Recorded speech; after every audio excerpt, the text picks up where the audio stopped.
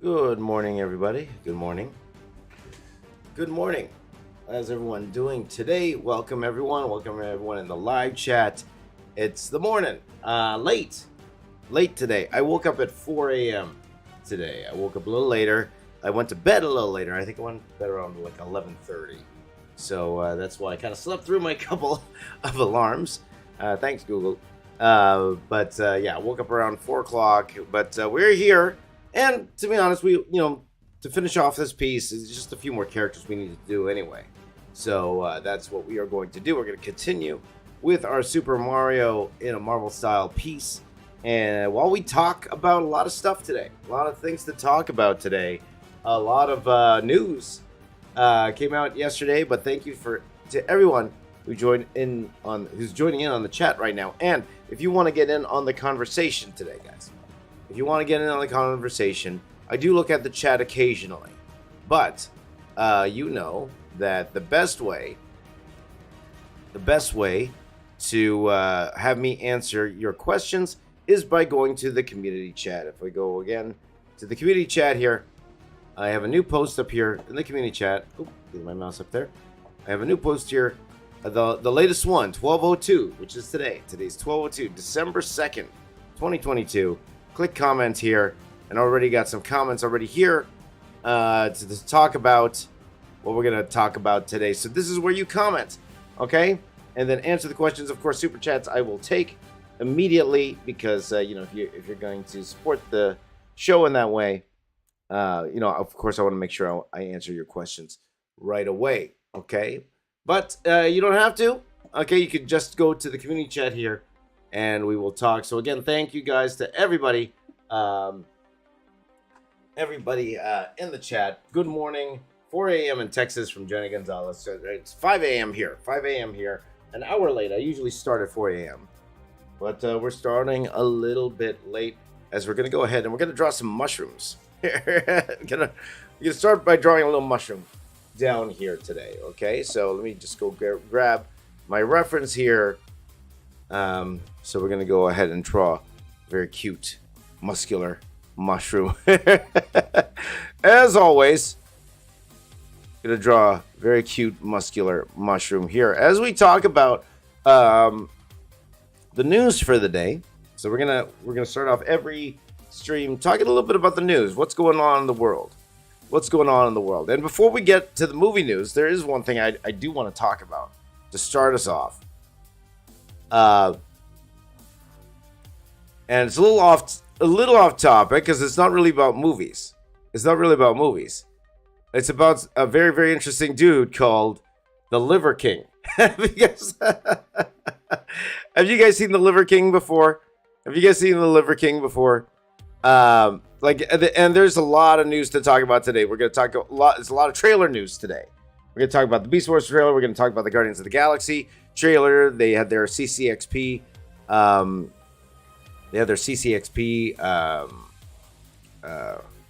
Panel yesterday in Brazil, and also Indiana Jones. The Indiana Jones trailer came out yesterday. We'll talk about that in a second.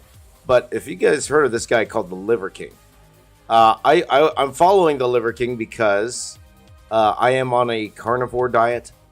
Again, I don't recommend it to people, especially if you have high blood pressure. It's not great in that way. But I have dropped about 20 pounds since I've been on it recently. So it's been working for me. It's working for my body. My skin issues have cleared up. Like, I'm not sure if you guys saw my hands. When we first started the stream, my hands, they were very... it's like I had like this skin problem in my hands, right? Yeah, so...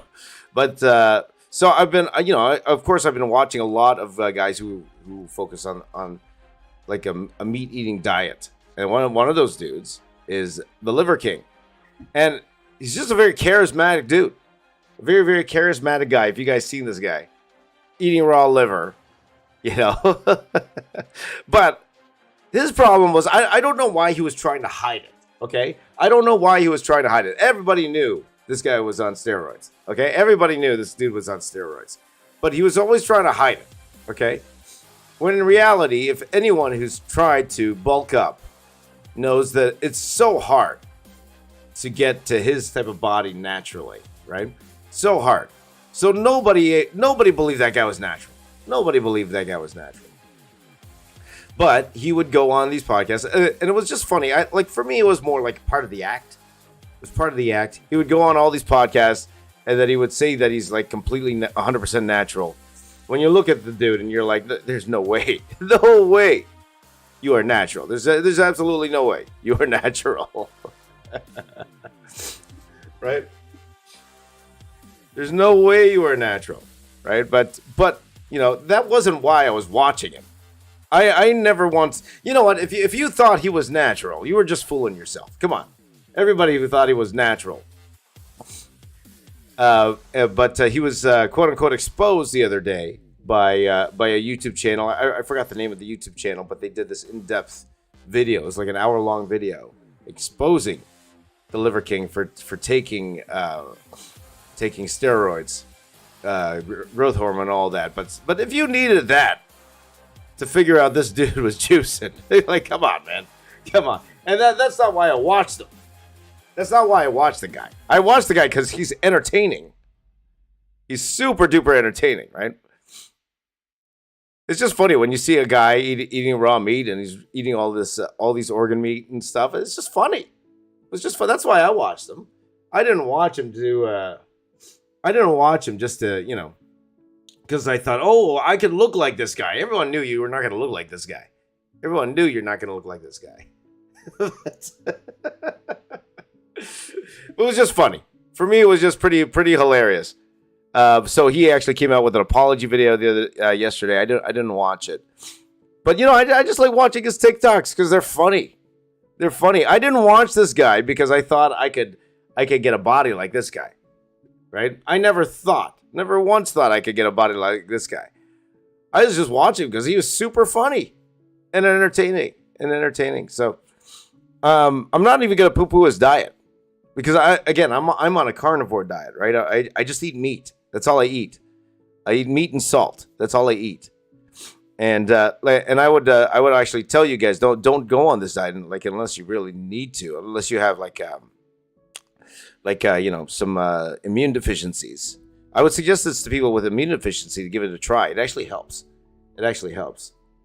Yeah. Right? It actually helps a lot. So I'm not going to poo-poo the diet itself, but it's just funny. It was funny to me every time he would try to dodge the question.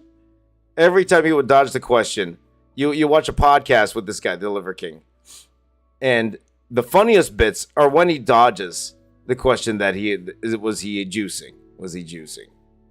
Are you juicing? Are you juicing? And then he would go, "No, I'm not doing it." He would say all this funny stuff. So. But that's why.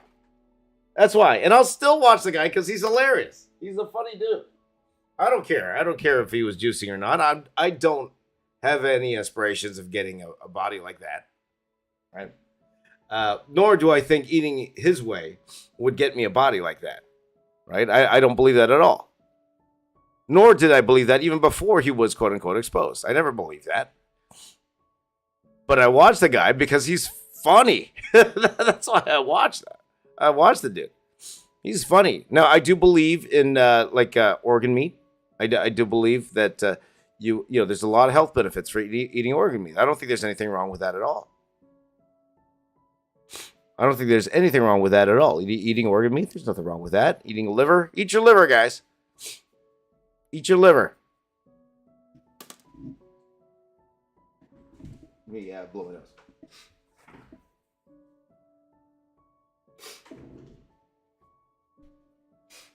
So Michael DiMantino says, I never believed he was natty, considered I've been on the juice. There you go. Because you know the difference. You could tell. You could really tell, right? You could really tell the people who are natural and the people who are on the juice. Now, I will say, though, I've never been on the juice, nor do I have any desire of being on the juice.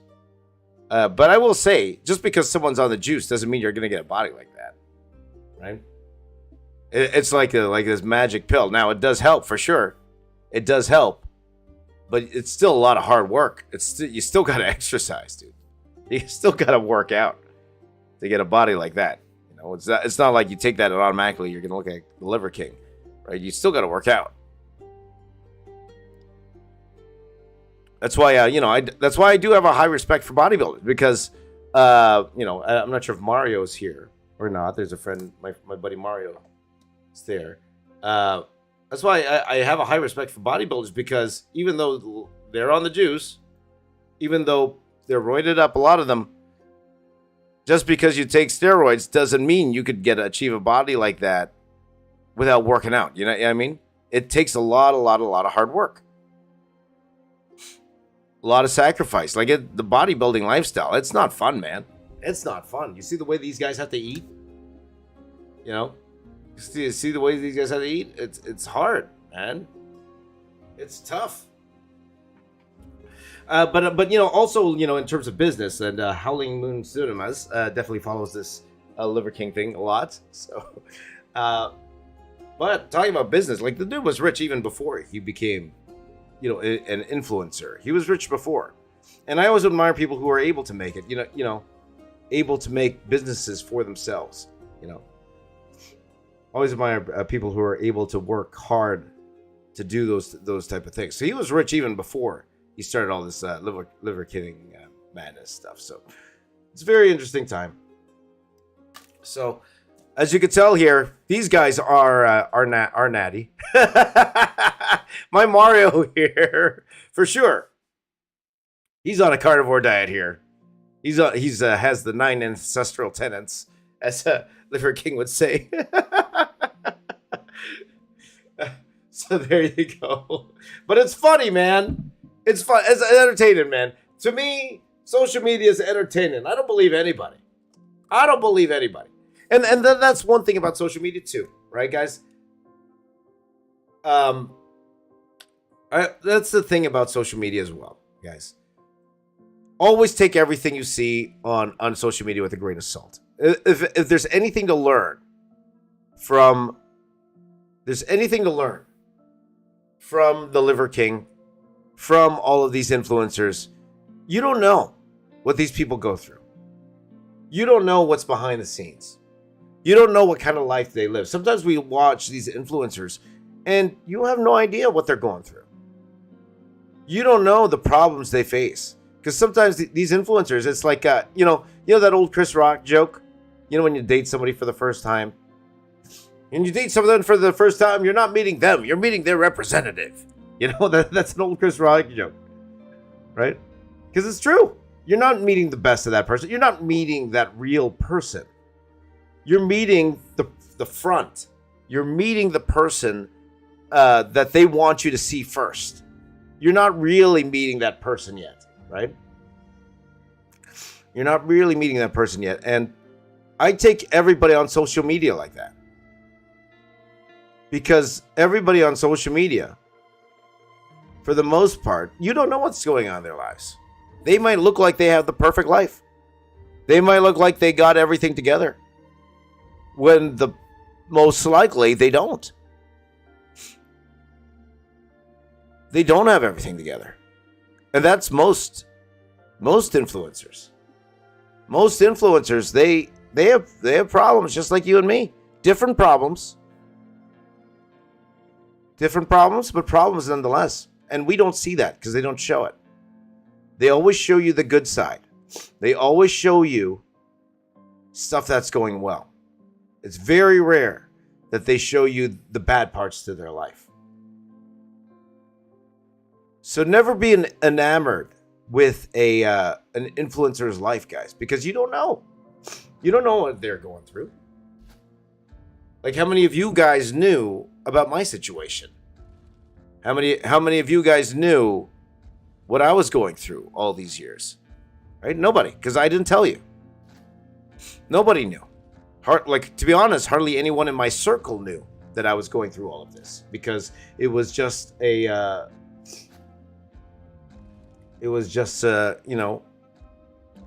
something that we decided as a family that we weren't going to tell anybody what we were going through.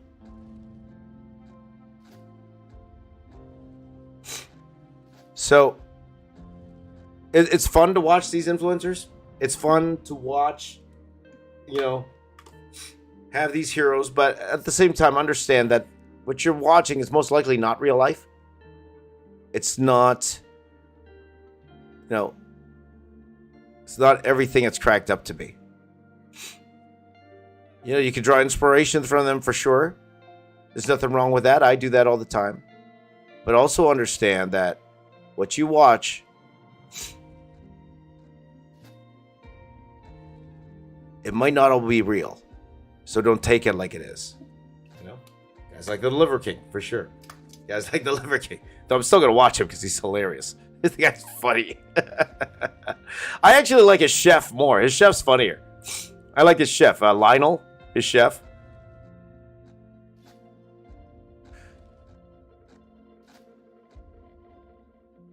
But anyway. So that's the Liver King, guys. That's the Liver King. Another one exposed.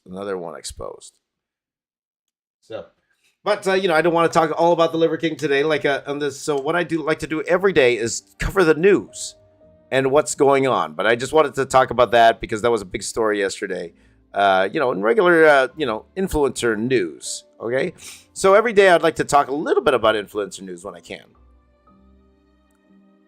Just a little bit. So if you guys have any news, by all means, share it with me. Go to the community chat and share with me any influencer news or anything like that you want to share. We can talk about it. Absolutely. Okay. But why don't we go ahead and talk a little trailer talk, guys? Let's talk a little trailer talk. Because a lot of trailers dropped yesterday, right? A lot of trailers, right? Oh, by the way, Michael Kelly, I did talk about it yesterday. He's asking about college. We talked a little bit about college yesterday, but maybe I'll touch a little bit on that today. But let's talk a little bit about the trailers, guys. Let's talk first because three big ones dropped yesterday. 3 big trailers dropped yesterday. First one is one I was super excited for and didn't know they were going to actually drop yesterday until one of you guys told me was the Transformers Rise of the Beast trailer, directed by Creed 2 director Stephen Caple Jr. And man, how awesome did that look? Have you guys seen that trailer? How awesome does that look? Now I'll admit I'm not the biggest Beast Wars fan. I'm not I never watched any of the cartoons, the Beast Wars cartoons. For some reason, I always thought Optimus Primal and Prime were one and the same. Okay, I'm handing in my Transformers card here. For some reason, I always thought they were one and the same. But they're different characters. They're different characters, right? According to that trailer, they're actually different characters. You guys can tell me if you're a Transformers fan. But how great did that look? How great did that look? That particular trailer there. You guys could tell me. Now, here's the thing with Transformers movies. Like, Transformers movies, the problem was never... The problem with the Transformers movies was never the marketing. Because even the worst of the Michael Bay movies, the trailers were awesome. Age of Extinction had awesome trailers. Absolutely awesome trailers. So the marketing was never the problem. It was just the movies were always bad. Or not always bad. I really liked... let's talk about the Transformers franchise. I actually really liked the first couple. I really did. Like even the third one, I kind of liked a lot. I liked it, and of course me being a Transformers guy, being known as a Transformers guy, and a lot of you guys who just watch my channel. So if you didn't know, that's how I made my name in comic books, was doing Transformers, and we'll talk a little bit more about that later on. And I really, really like Bumblebee. I really thought Bumblebee was awesome. I think they bungled them. That's one they kind of bungled the marketing a little bit, because they should have called it Transformers Bumblebee. That's what they should have called it instead of just Bumblebee. They should have called the movie Transformers Bumblebee. That's what they should have called it, because a lot of people didn't know what it was, right? Yeah. So This is looking good, man. I'm saying it's looking really, really good. I'm super excited to see.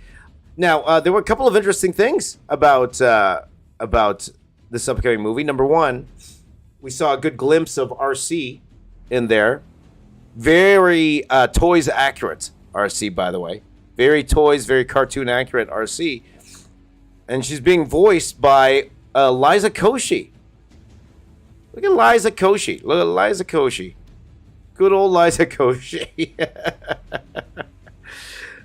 For those that you don't know, Liza Koshy, I call her like a YouTube alum, right? A YouTube alum, Liza Koshy. Liza Koshy. I actually drew Liza. I never got to meet Liza. I wanted to, but she was at the Streamy Awards. I actually drew Liza because she won an award at the Streamy Awards. So Streamy Awards, for 2 years in a row, they invited me to go and draw all of the winners. And Liza was one of them. She won like best actress. So I got to draw her. And I saw her with my drawing. She was actually walking with her friends after the show with my drawing in hand. So I got to as many people as I could the first time around, trying to take pictures with everybody who who won an award and got my drawing. So I got pictures with like Markeith Brownlee and Jay Shetty and those guys, but didn't get one with Liza Koshy. And that was I was kind of sad. I didn't get to say hi to Liza Koshy, but she is voicing RC. And that's kind of like you see the people on YouTube that were able to succeed after YouTube, right? She's not YouTube anymore. She's a full-blown actress now. Like someone like Liza Koshy, and you could see how people evolve their YouTube career. Like my daughter used to watch Liza a lot on YouTube. Now she's not even on YouTube anymore. It's more she's a full actress now, right? Like people like her, people like Emma Chamberlain, who's able to take their YouTube career and then turn it into like a full-blown like acting career. It's very interesting. It's very, very interesting to see, and good for her. I think that's awesome that she's able to turn that career into a very successful acting career. So I wonder if she's going to have the Liza Koshy tenets, So, we didn't get to hear much. I wonder if she's going to dance like Liza Koshy, right? We will see. We will see how that happens.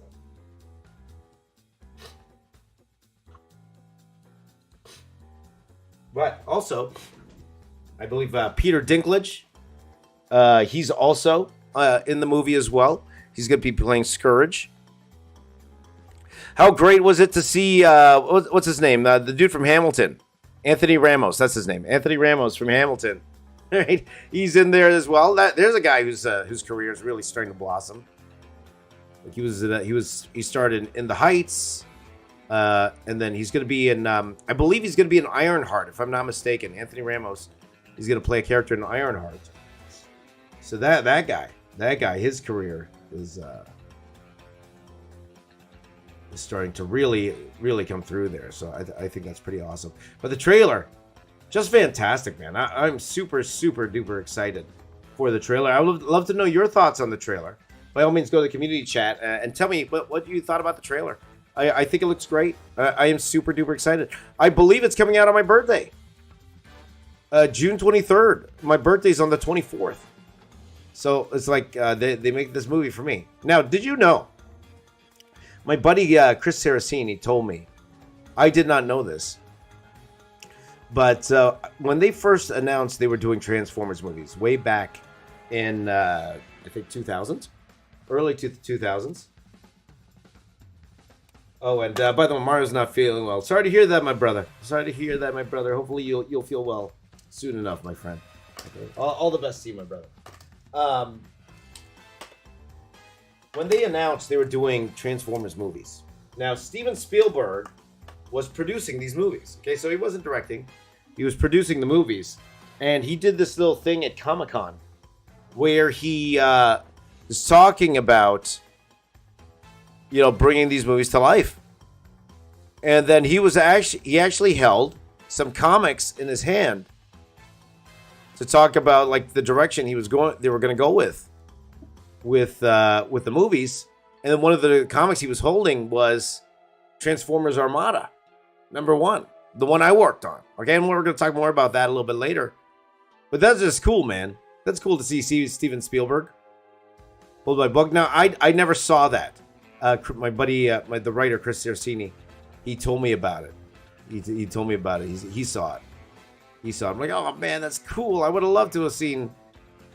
I gotta use that clip for years, man. If I could get a hold of that clip, use that clip for years. Look at Steven Spielberg holding my comic book, holding a comic book that I drew, right? And then you get lucky guys like my buddy Don Figueroa, who actually has a character named after him in the movie. He has a character named Figueroa in the Transformers movie. So how awesome is that? That's cool, man. That's cool. Like when something like that happens, it's not like you get famous or anything off it. It's just a cool thing to have, It's just a cool thing. Like nobody cares. It's like being a visual effects artist, right? I know I worked on that movie, but the average person doesn't really care. They don't care that you worked on the movie. Like it's nice when it comes up in conversation. It's nice. You're like, hey, I worked on Fast and the Furious. I was like, really? Woo! But it's not like somebody like scans the credits and then later find out like, wait a minute, you're James Reyes? That sounds familiar. Wait a minute, I think I saw your name in the Super Mario movie under visual effects. You were like the 127th name. Nobody cares. But it's just cool to see your name there, right? That's what makes it cool. That's what makes it cool. That's why I always say, like, being a visual effects artist, as cool as it is seeing your name in the credits, as cool as it is to see your name in a Marvel movie and stuff like that, at the end of the day, nobody really cares. It's for you. It's there. It's great when you would try to look for another job, but the job of a visual effects artist is to be invisible. And we'll talk about that in other streams later on. But that's the thing. Whenever it comes to being your name in the credits, nobody really cares. The average Joe doesn't care. Like I talked before about collabing, right? Like collaboration. When The Rock shared my drawing of him and his father on the social media, I got like hundreds of thousands of likes. A lot of people liked it. But why are they liking it? They want to show The Rock they like it. They don't care about me. They don't care about the person who did the art. They don't care about that. It was just the odd, like, I think just a couple hundred people followed me, which is just a lot. A lot of people coming over. I'm not going to poo-poo that. Which is a lot, a couple hundred. But you think a post with, like 800,000 likes and only a couple hundred will actually come over and actually look at the artist. It's not a lot in the grand scheme of things. It really isn't. And that just shows you how many people are actually interested in what we do. Right? It's not a lot. Not a lot, right? So Imanaman, are you on Twitch too, Kabayan? No, I'm not. I should be. Though, I should be. I'll be honest, I'm just been lazy to multi-stream. But I think I will be doing that sooner than later, for sure. I also want to start streaming on Instagram as well. So maybe next week, I have to get that set up. I have to actually bring my internet upstairs. I know my internet. I'll apologize if my streams are a little bit laggy. I'm actually streaming on Wi-Fi. I'm streaming on Wi-Fi, which is probably not the smartest thing to do. So we'll probably be doing that sooner than later. Imanamanaman. Imanamanaman. You know what that sounds like? That sounds like the what's it called? Like the Muppets? Imanaman. Imanaman. Iman, Iman. Do, do, do, do, do. Is the music playing, by the way?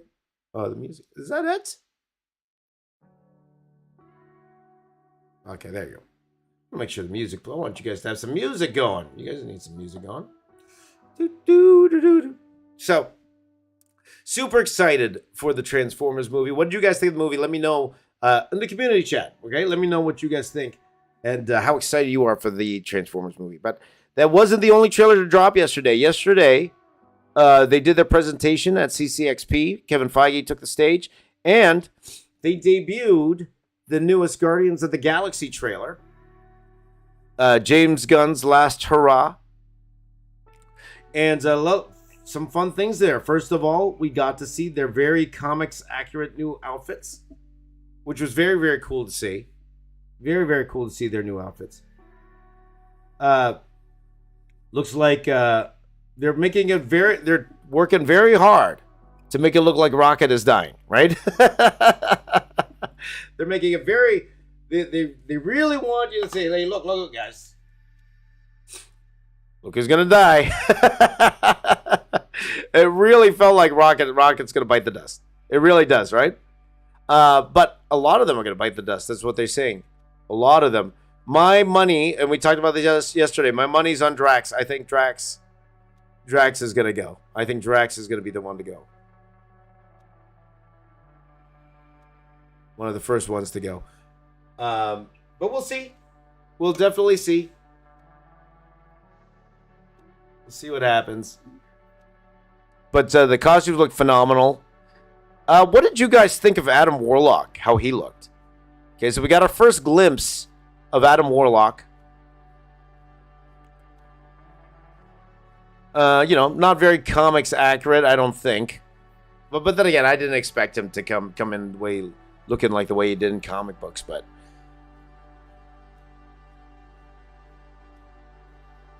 I don't know. Like Will Poulter just has that look.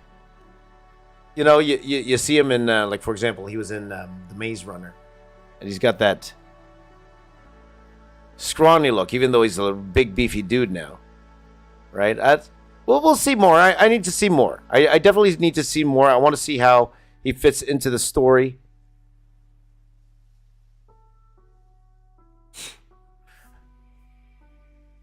You know, and it was just a glimpse of Will Poulter as Adam Warlock. So I'll reserve judgment for now. I feel a little indifferent right now. We'll see how he looks in context. You know, because doing the third movie is always hard, guys. It's always hard. My expectations are a little bit low for this movie, and I'll tell you why. It's mainly because no matter how good the director is, when you get to the third movie, it's very rare for the third movie to be as good or outdo what came before it. Okay, I thought that Guardians of the Galaxy 2 was a little bit of a step down from 1. Like I prefer 1 way more than 2. I thought 2 got a bit goofy, a bit too goofy for my liking, a bit too goofy for my liking. So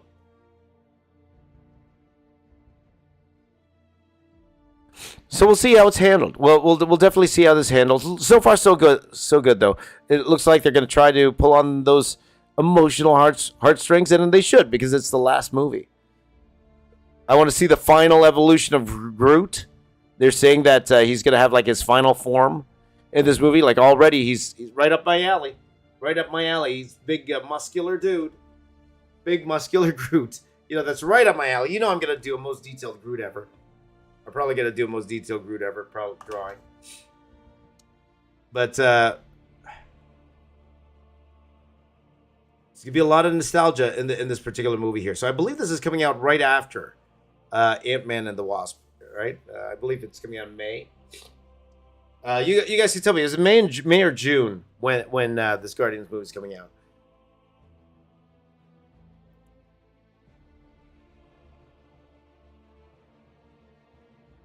So I still haven't watched the holiday special yet, though. So I'll probably try to catch that this weekend.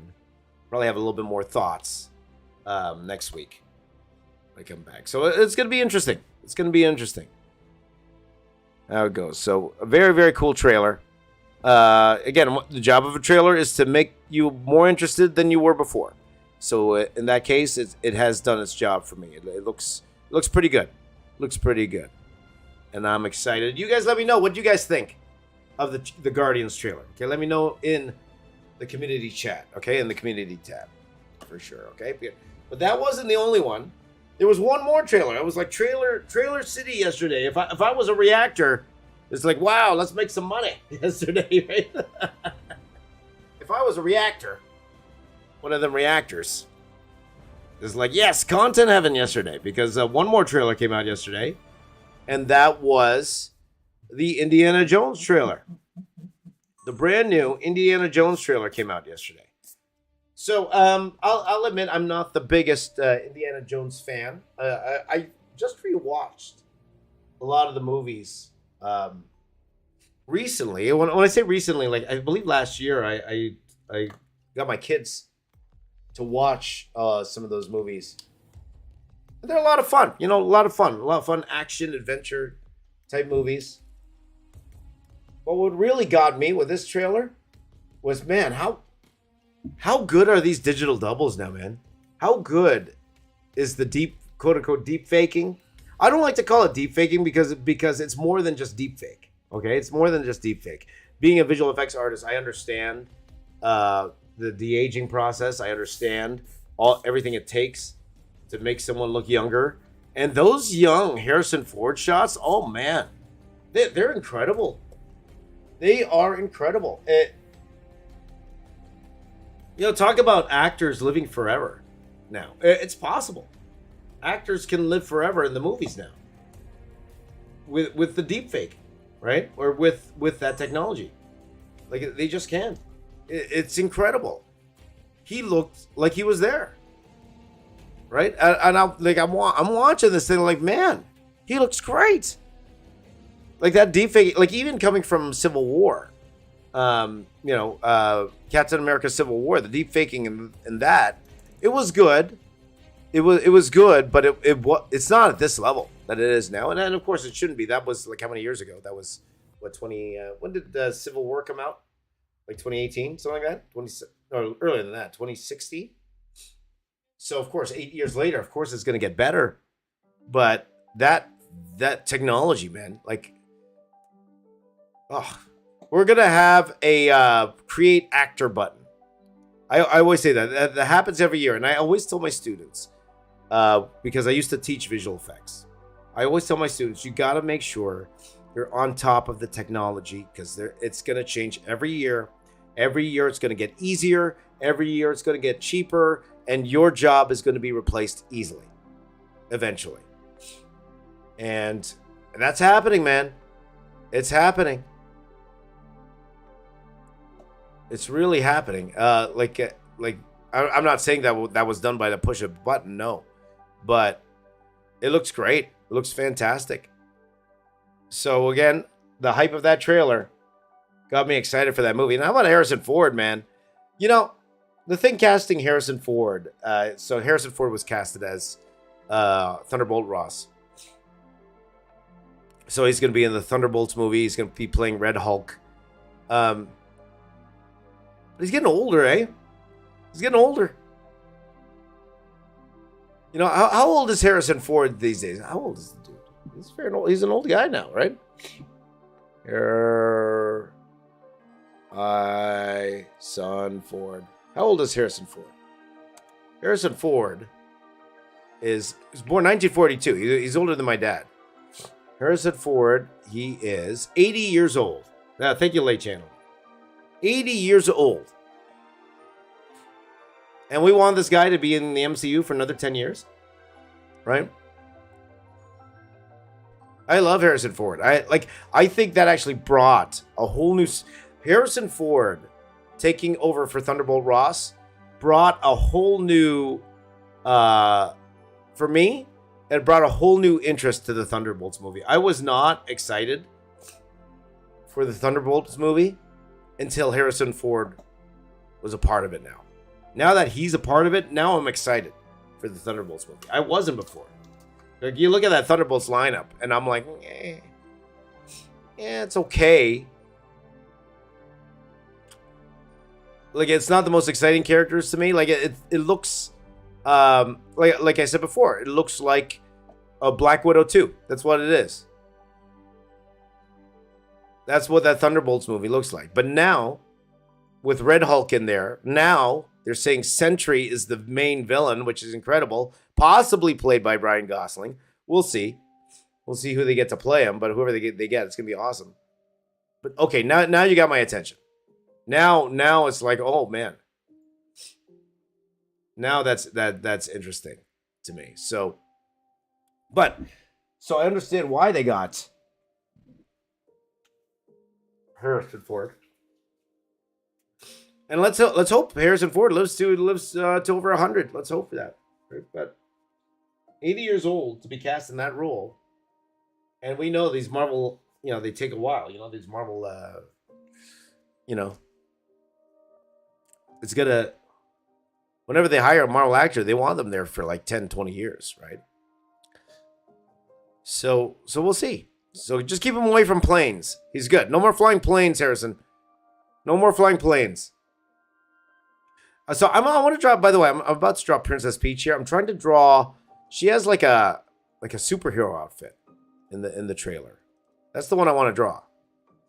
I want to draw the superhero trailer. Because of course you got her in the dress, but I want to draw her in that outfit. I think I found it. Okay. I found it. That's the one I want to draw.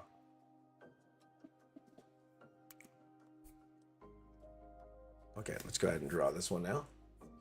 Hold on one second. Let me just change my battery. So yeah, it's looking good. That new trailer. Again, very, very, very excited. A lot of good movies coming out next year. We'll see all of them. So I just changed my battery up here. But another thing I'm excited about is the next topic here is The Mandalorian. So The Mandalorian is set for release. Mandalorian set for release on March 1st, 2023. That's far away, man. That's a long way. I'm impatient. I was hoping that it would actually come out this month. Right, weren't you? I really wanted, because it always comes out in December. Mandalorian. I would love The Mandalorian to come out in December, right? But it looks like we're waiting for March. Mandalorian, and who's not excited for The Mandalorian? Like, we're gonna get that Warren Mandalore. Grogu's back. Grogu's back. And it's unfortunate the best parts of the Book of Boba Fett was the fact it was, all the Mandalorian parts, right? It wasn't actually Boba Fett himself. Like a bantha. Which is why I didn't do a Book of Boba Fett piece. Because, I'm only going to do ones that I'm actually interested in. And that one just didn't interest me like I was hoping it would. Where the best part of that series was pretty much a Mandalorian side quest episode. And getting Grogu back with the Mandalorian. That was the best part of that whole series, was getting Grogu back with Din.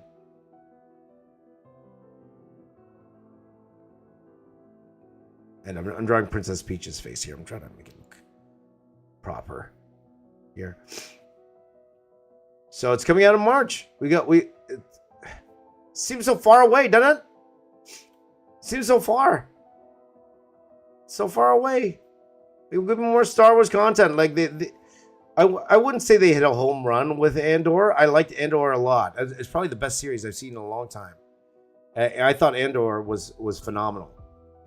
Wonderful series. But in terms of interest, not much interest in the series for the, it got a lot of hype, but for the mainstream, it didn't do that well. It didn't do that well, which is unfortunate. Because it is a very, very good series. Very, very good series. Prime Star Wars, no Jedi, none of that. It's just it felt real. And that's the thing with Star Wars. Like, you get such a range with Star Wars. Is like, you compare that to what, what, for example, what you see in the prequels. You get something so real, something that feels so real, like Andor. And then you compare it to something like the prequels, and you're like, oh, that's the same universe. That's the same universe. So really, really excited for the Mandalorian. It's coming out on March 3rd. Seeing Bo-Katan, seeing that war on Mandalore, the fight for Mandalore. That's gonna be really, really cool. I think that's gonna be pretty awesome. So can't wait for that, and that's coming out on March 1st.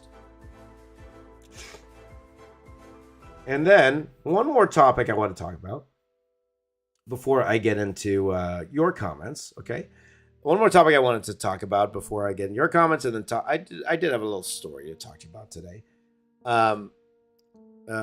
It's an older story, but I want one that's interesting nonetheless. A new front runner for James Bond. A new front runner. Now this story's a few days old, so I might be a little late to the party here, but it looks like Aaron Taylor Johnson is a front runner to be the new James Bond. Aaron Taylor Johnson. That's right, Quicksilver. Dead Quicksilver. Dead Quicksilver is the front runner to play James Bond. Apparently, the Broccoli family, they really like him. He tested really well for them. And we'll see. We'll see. Okay. Like, I like, for me personally, I wanted Cavill. I really wanted Cavill to be the new James Bond. And I'm not the biggest James Bond fan, okay? I haven't actually watched any of the Daniel Craig James Bond. I haven't watched any of them. Any of them. And he's universally known as the best one. People really love his portrayal of James Bond. Me personally, I haven't seen that. I actually really dug the Pierce Brosnan one. I thought Pierce did a fantastic job playing James Bond.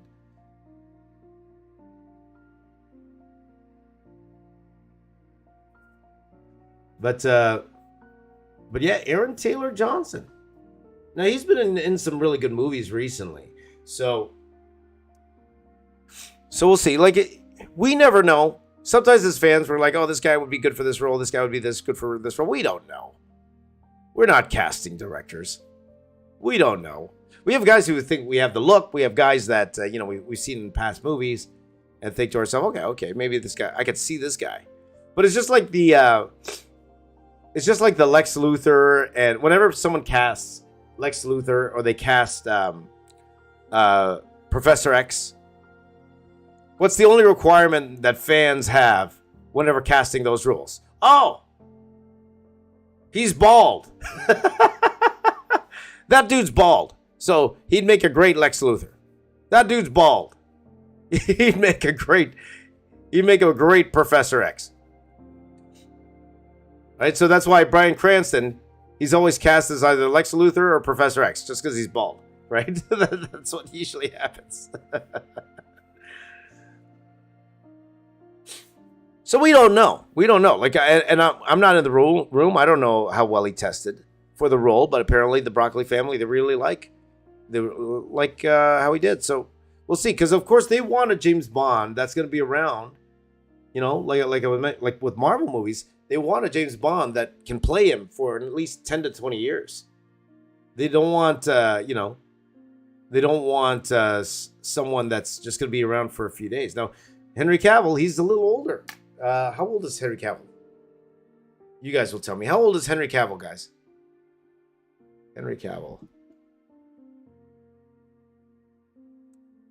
Henry Cavill is 83, so I'm older than him. 39 years old. 39 years old. So, he could play for the next 10 years, for sure. He could be like an older Bond. Like, how old is Daniel Craig? He's an older dude. So, he could definitely... I think he could definitely play Bond for well over 10 years. So, I don't know, man. I'm still in the Cavill camp.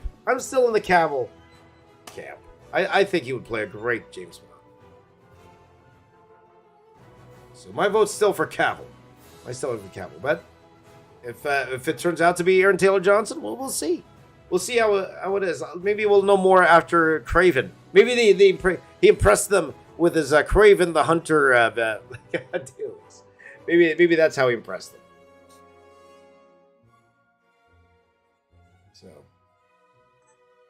So if it is him, good for him. Like roles like that, that's life-changing roles, man. Like you get in a franchise role, roles like you play a role in a Marvel movie, you play a role in anything pop culture, right? In a Star Wars, you could make money for life. You don't even have to play the character anymore. You could make money for life.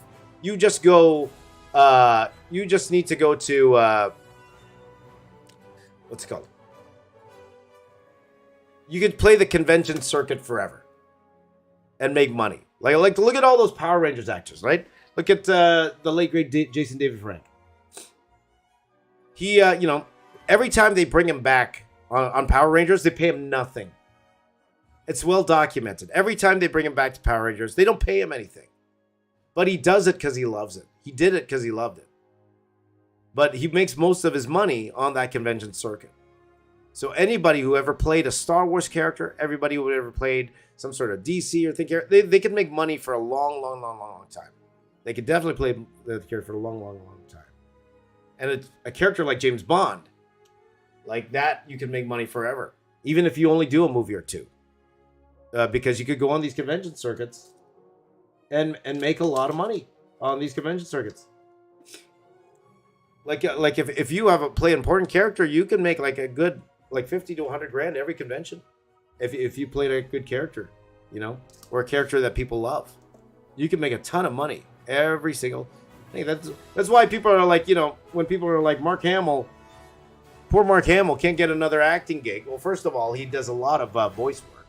Of course, he does a lot of cameos. But don't feel sorry for that dude. That dude's making six figures every convention he goes, right? It's got to be. Maybe not that much, but every convention he goes, he's making six figures, right? Or around there. Don't cry for Mark Hamill. Don't cry for any of these Star Wars. They make a lot of money at all these conventions. So if you guys want to be an actor, all you need to be, just get that one role. That one role.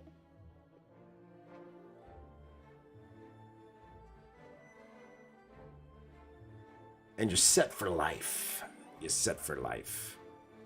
Okay, guys. So I'm going to go to your comments and questions before I get to the main subject of today. I'm going to go ahead to the community chat here. And I'm just going to answer a few of these questions here. Okay, so a few questions came in here. Or topics here. So I'm just going to answer your questions before we get to the main topic. So the first one's from Webmaster. Says, have you seen the Transformers Rise of the Beast teaser trailer? Yes, we have. We talked about that earlier. Can't wait for it. Looks fantastic. Okay. From the Cheel. Says, have you ever tried oil painting? If so, how did it go? Greetings from Belgium. I would love to go to Belgium. What's Belgium known for? Belgium's known for waffles, right?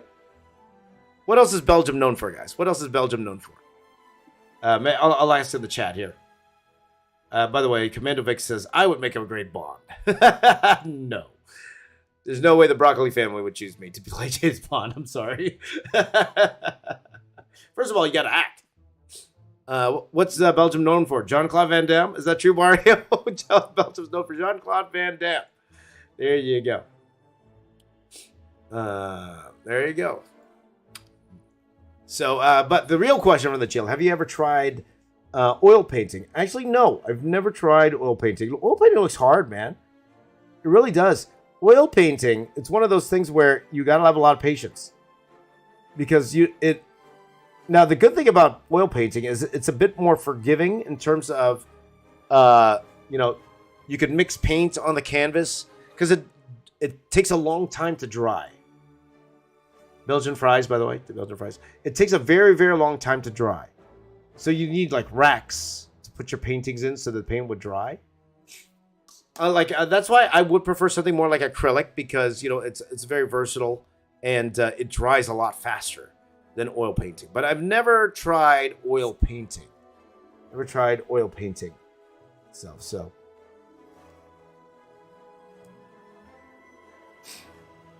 So if you guys tried oil painting, let me know if you tried oil painting. But whenever in college, last time I actually painted was in college. And my medium of choice in college was, well, first of all, they taught you mostly in acrylics. But I really like gouache. I like gouache and I like watercolor more. But then again, I haven't tried. I've never tried oil paints. So maybe you guys would know more than me in terms of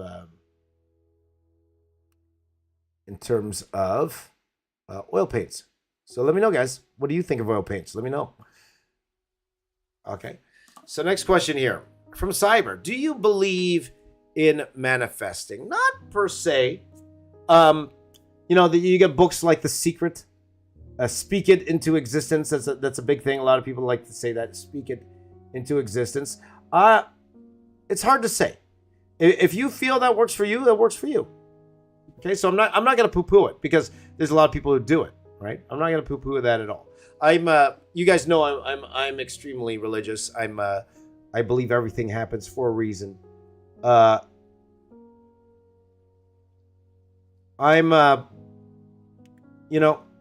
think manifesting, if anything, okay, if you don't believe in manifesting, at the very least, what it can do is really set your mind to your goals.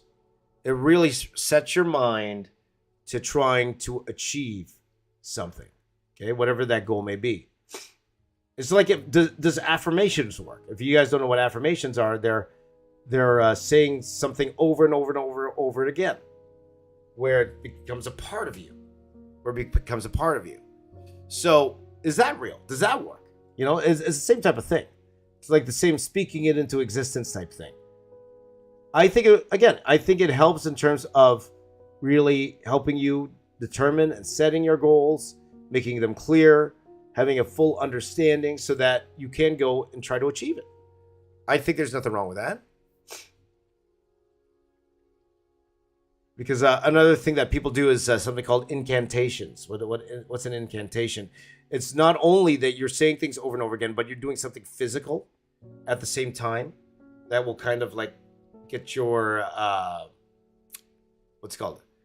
get your body moving with that particular goal you had in mind. So whether it's real or not, we really don't know. You really don't know. But I don't think it's a bad thing. I don't think you're wasting your time if you do it, trying to speak something into existence. I don't think it's I don't put all my marbles in that, though. I don't think just because I say something over and over and over again, it's going to happen. Like I could come here and go, this video is going to get a million views. This video is going to get a million views. I can say that over and over again. But if it helps you achieve those goals, because it's always, for me, it's always about, does it drive you to do the things that you need to do to achieve your goals? Okay? If saying things over and over again, if quote unquote manifesting makes you work harder to achieve your goals, then I think it's a worthwhile practice. Okay? But I don't think that's the reason why you achieve your goals. Let's say it that way. Okay? I don't think that's the reason why you achieve your goals. I think you achieve your goals because you worked hard at it. You worked hard. Whether it was the manifesting that made you work hard at it, or made you make the right decisions. I think that's why you achieve your goals. And a little bit of luck here and there. A little bit of happenstance, as we say. A little bit of happenstance. So,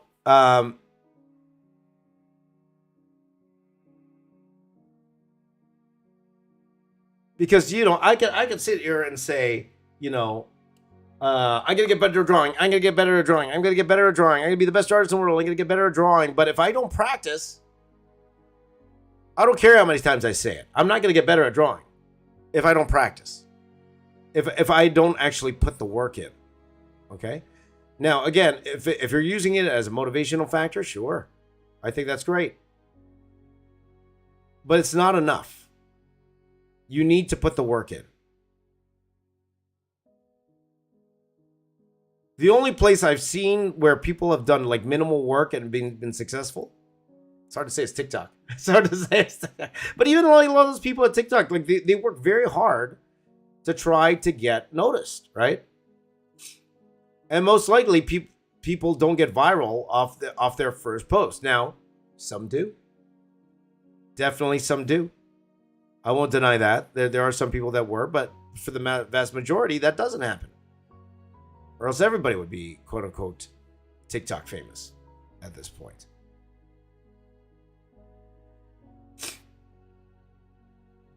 So again, if manifesting is a tool you want to use to get you motivated to do the work required to achieve your dreams, go for it. I think it's a worthwhile exercise.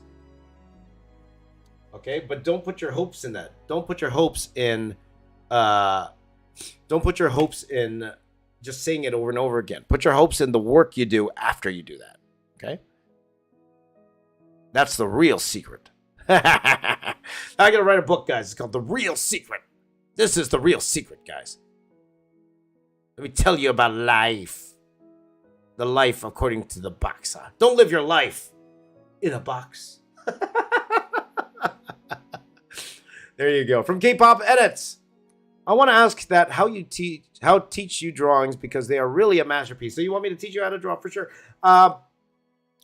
Again, I say that what we're doing here, this is the best place to ask me how I do things. I'm definitely not one thing I don't like doing.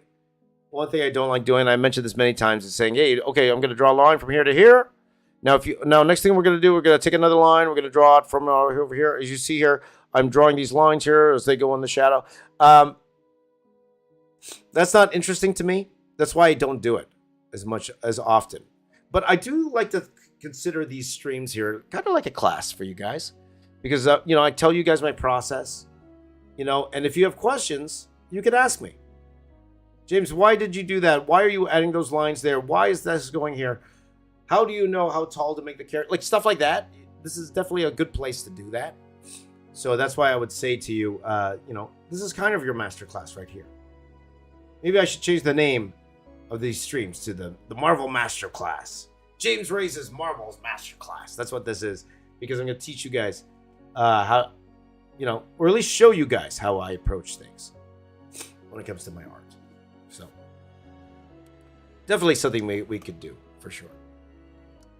Okay, so next question here from Fika. Have you thought about making more tutorials? Because I enjoy all of your tutorial videos, and I'm glad they help. I'm definitely glad that those old tutorials help. Again, this is probably the closest you're going to get to a tutorial for now. I'm not saying I'll never do them, but right now on YouTube, I'm only doing things that I enjoy doing, and this is what I enjoy doing. I like talking to you guys. I like hanging out. I like just drawing, and I like talking about things. I like talking about movies. I like talking about life. So by the way, guys, I am recording this as a podcast, by the way, which is why I'm talking like crazy. So I decided to bite the bullet. I told you guys before how expensive it was to actually put out a 2 to 3 hour podcast every day. It is quite pricey, but I thought, you know what? Why don't we bite the bullet and give it a shot? So if you guys want to subscribe to the Box Office Artist Podcast, please do. Pretty much it's what you hear now. Okay, I will cut out the fat. I will cut out the extra little bits here and there. But if you just want something to listen to, listen to me talk about the current news, listen to me talk about art in general, please subscribe to the Box Office Artist Podcast. It would mean a lot if you did. Okay, next question here. From Jordan James. Can you draw the Jetsons? Again, that's one of those things like Jetsons and the Flintstones. Definitely one of those things that are on my radar. So I probably will do that sooner than later. Next question here. From Lulian Cornelius. Is what would a cat in an astronaut suit look like in space next to a panda bear in an astronaut suit, also in space in a drawing? I was like, well, if a tree falls in the woods and nobody's around, would it make a sound? It would look funny, Lulian. Why don't you draw it? You draw it. From Arbiter 12 said, would you rather eat 14 pizzas in a row or eat 5 cherry tarts with sawdust on? Come on. Arbiter, come on. What kind of question is that? Look at me. I could eat. And I could definitely eat 14 pizzas in a row, especially if they're Hawaiian. I gotta pass that question off to you guys. Would you eat 14 pieces or eat 5 cherry tarts with sawdust? Now, I could see a volume issue there. There could definitely be a volume. 14 pizzas, that's a lot of pizza. But I wouldn't even get cherry tarts with sawdust. Like, maybe the sugar would mask the sawdust taste, maybe? Maybe?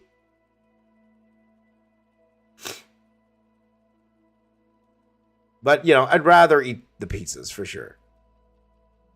Definitely the pizzas. So, not much of a choice there, my friend. I think most of us would pick the pizzas there. If any of you would choose the cherry with the sawdust, let me know. Let me know if any of you would pick the cherry with the sawdust, because that's very interesting. From my friend Ilaria TCG. Hey, James, that's me. Hey, man, I hear all this talk about you needing to draw old school characters, but they keep leaving out my man Space Ghost. Have you seen the show? Having an OG Thursdays or something like that would be fun. Just like your movie poster Fridays. Absolutely. And again, guys, we're skipping movie poster Fridays. It's my own fault because I missed the stream this week, and I really, really, really wanted to finish this piece today. So that's why we're not doing movie poster Fridays this week. But OG Thursdays, not a bad idea at all, Larry. Not a bad idea at all. Like, and I love Space Ghost Coast to Coast. Love Space Ghost. I think that's a fantastic idea. And I don't mind doing these older cartoons because, again, it's also the education. Like I mentioned before, I do like to cater a little bit to my younger audience. I'm getting a much younger audience going. And you're going to see with my newer videos, we just edited a couple of them yesterday. So you'll finally see that Disney one coming out very soon. You're going to see a PJ Masks video that I put together. You're going to see that very, very soon. For my younger audience, it's a little education. I want to show them some stuff I've done, you know, what I grew up with in the past. Because we grew up with some really, really, really cool properties in the past. And I would love to share that with the younger audience. So we'll see. We will see. I'm trying to get the crown here. I'm trying to find some reference for Princess Peach's crown. There you go. That's a nice one. So yeah, that's definitely a possibility, Ilaria. Let me ask you in the chat, guys, if we're gonna do like a retro day. Well, you know, like for example, Turtles, I guess would be considered retro, even though you know, there's still a lot of Turtles cartoons going on. Like I told you guys, my nephew loves Turtles. So I actually might give that piece to that Turtles piece. We'll see.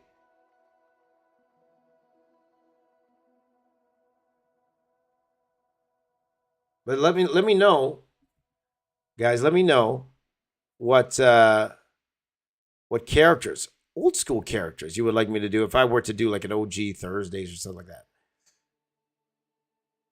Because that would be fun. I would enjoy that. I would enjoy doing that, something like that. So, next question here from my buddy Mario, Ultimate Art. What camera are you using in your live stream, James? And how much does it cost? Expensive. Expensive. I am using my Sony A7 III. Okay, I got this a while ago, a few years ago, but it's a $3,000 camera. Or was it 3,000? It was like 2,000, something like that. $2,000 camera. I broke the lens. That sucks, man. When you break a lens, that's the worst. Because I dropped the camera. At least the camera didn't break. But I broke the lens, which was very sad. I was very, very sad when I broke the lens. So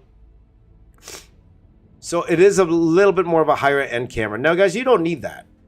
You definitely don't need that when you're doing art YouTube. I would suggest, though, do get an SLR camera. You know, like the T2Is.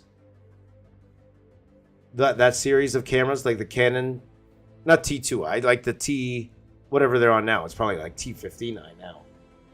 T59 now. But you could get like a very good DSLR for cheap, right? Or you could get something like this. You could get a G7X. G7Xs are great. You could use them for vlogging.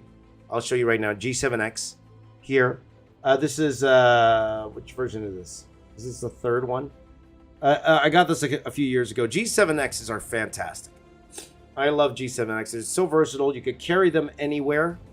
They do cost around in Canadian about $800. If you could get one on sale, $800. So that in US that would be what, $600 US. And I know that's a lot of money for a lot of you. But you know, to be honest, guys, all you really need is a web camera. Just get yourself a cheap C920. C920s you could get for like $50 these days. Is it the J7X? Is that what? No, a G7X. G as in Gary. G as in Gary. So G7X, it's a very, very good camera. It's a great vlogging camera, especially. So if you want to do stand-ups and stuff, that's a great camera for that. But you don't need that. You could just get, for anyone starting off, trying to do art YouTube, just to get the feel of doing videos, I would tell you guys, just get yourself a C920. A C920. You could literally get one of those for like $50. Even get yourself an older version of it. Okay. Now you do need like a little bit of a tripod. A little bit of a tripod. Okay. But all you need is a computer. You don't even need to buy memory cards. All you need is OBS. You get yourself OBS. Get yourself a web camera. Get yourself a what's it called? A tripod, and you're good to go. You're good to go. I think that's the cheapest way to go to start an art YouTube channel. That's the cheapest way to go. And then when you're able to build up, then you could go for the little bit more expensive cameras. But definitely, like I would not suggest getting an A7 III to start off. It's a very that's a higher end camera. I wouldn't get one of those.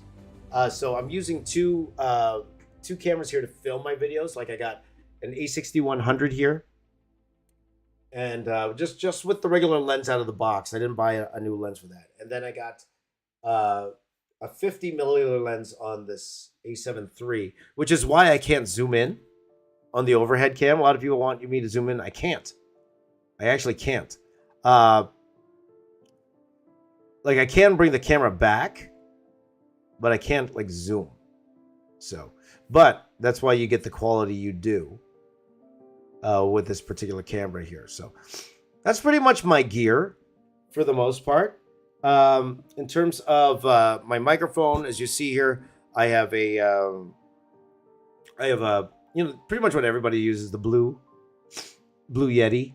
Now that could cost a bit of money. That's around to get a good Blue Yeti, that would cost around $100. And if not on sale, if on sale, you could probably get one for a 120 Canadian, which is a little around $100, if not a little bit less US. But it's about 170 Canadian when it's not on sale. So, which is a pretty price to pay. But audio is good. Like audio is actually very important, guys, when it comes to your videos. I've learned that over the years. Like, because you could tell when it's just like an in-camera audio or not. So I would actually suggest getting at the very least like one of those blue snowballs, because those are pretty cheap, and you could, well, I wouldn't say pretty cheap, like comparatively to the bigger ones. The blue snowball, you could get a pretty good quality sound, a much better sound than the in-camera microphone. So those are definitely things that I would consider in terms of audio equipment. So yeah, that's how much it costs to do some of these things. Okay, so hopefully that helped, Mario. Hopefully that helped a little bit. From Malaria TCG again, and by the way, James, well, what do we need to get you on David Finch's live stream sometime? Maybe one of these days. You guys know Dave is a good friend of mine. I should message him, by the way. Long overdue. I got to message him. I haven't talked to him in a while. Last time I talked to him was at a convention here in Toronto. But Dave's always been good to me. You guys know, he's a hero, one of my lifelong heroes, David Finch. So it's an honor that he knows who I am, and that we're friends. We consider each other friends. So I should contact him sooner than later. Maybe you'll see me on there one of these days. We'll see. We will see. So stay tuned. From my friend Chet Thornton, what has been your most favorite and least favorite drawings and illustrations that you have done? Again, my favorite ones are the ones I did with my kids. All the heroes that I redesigned with my kids. I would say the Star Wars mural. I would say the one I did for my church, which I talked about before, where I drew something for the 100th year anniversary. Least favorite drawings. Let's talk about ones that are published. Because, of course, everyone has really bad drawings that no one sees the light of day. But if there's ones that I really didn't like, a lot of my old Transformers Armada drawings, especially when I was doing the humans, were some of my worst drawings ever. Worst drawings ever were those ones. So Roderick is talking in Spanish, but I can't. I don't know what it says. So I'm not going to. Whenever I see something in a different language, guys, I avoid saying them because mainly because I don't want to say something bad. let's just say that. Okay. So 1988 in Inco G. Talked in Spanish there, but I'm not going to read the Spanish part. I will read the English part. Be amazing to see some horror movie characters. Like Freddy Krueger, Xenomorph, Pinhead, and all that stuff. Yeah, again, probably won't do that just because my audience is quite young. And I'll try to cross over a little bit my time to draw audience with my audience here. And that skews a lot younger, so you probably won't see me do anything like that. Okay, so to finish off the podcast portion of this, so I'm going to talk a little bit about, I like to always end off with a little story. And today I'm going to talk about my first comic book job. Okay, so I have told this story in the past. It's a fun story, and because I know a lot of you guys want to get into comic books, who watch me or like comic book art, and want to know a little bit about the business. Okay, so yesterday I talked a lot about how I went to college. Did college help in terms of me getting a comic book job? I would say yes, it did. It did a lot because, again, I didn't know how to draw a building before I went to college. I didn't know how to ink before going to college. Okay, so I definitely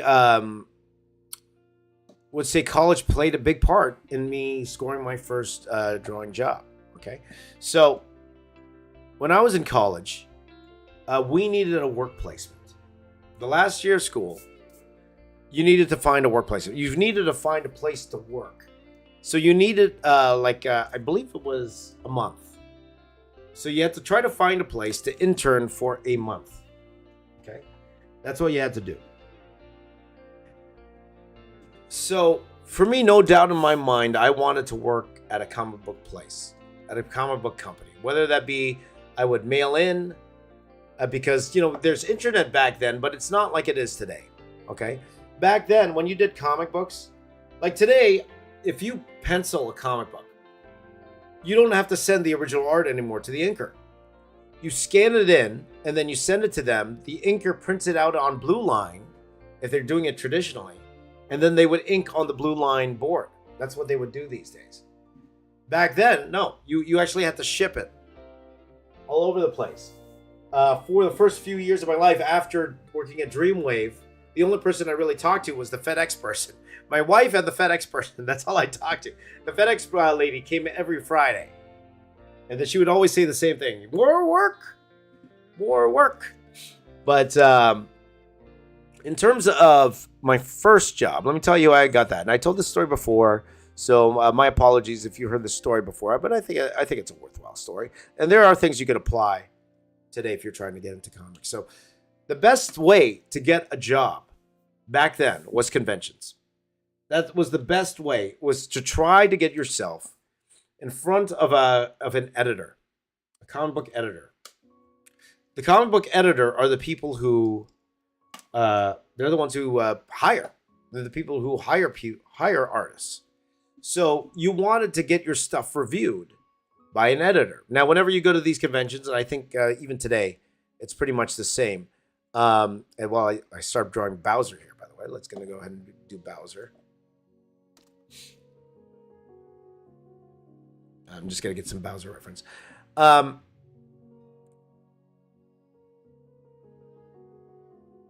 seeing a lot of these Bowsers in real life.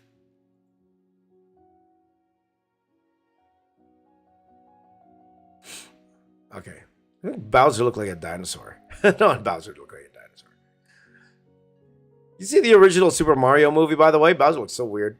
But anyway. So conventions were the way to go. So we have a couple of conventions here in Toronto. And I knew there was a couple of places I wanted to work at. Okay, to start off. One of the main places I wanted to work at was a place called Dreamwave Productions.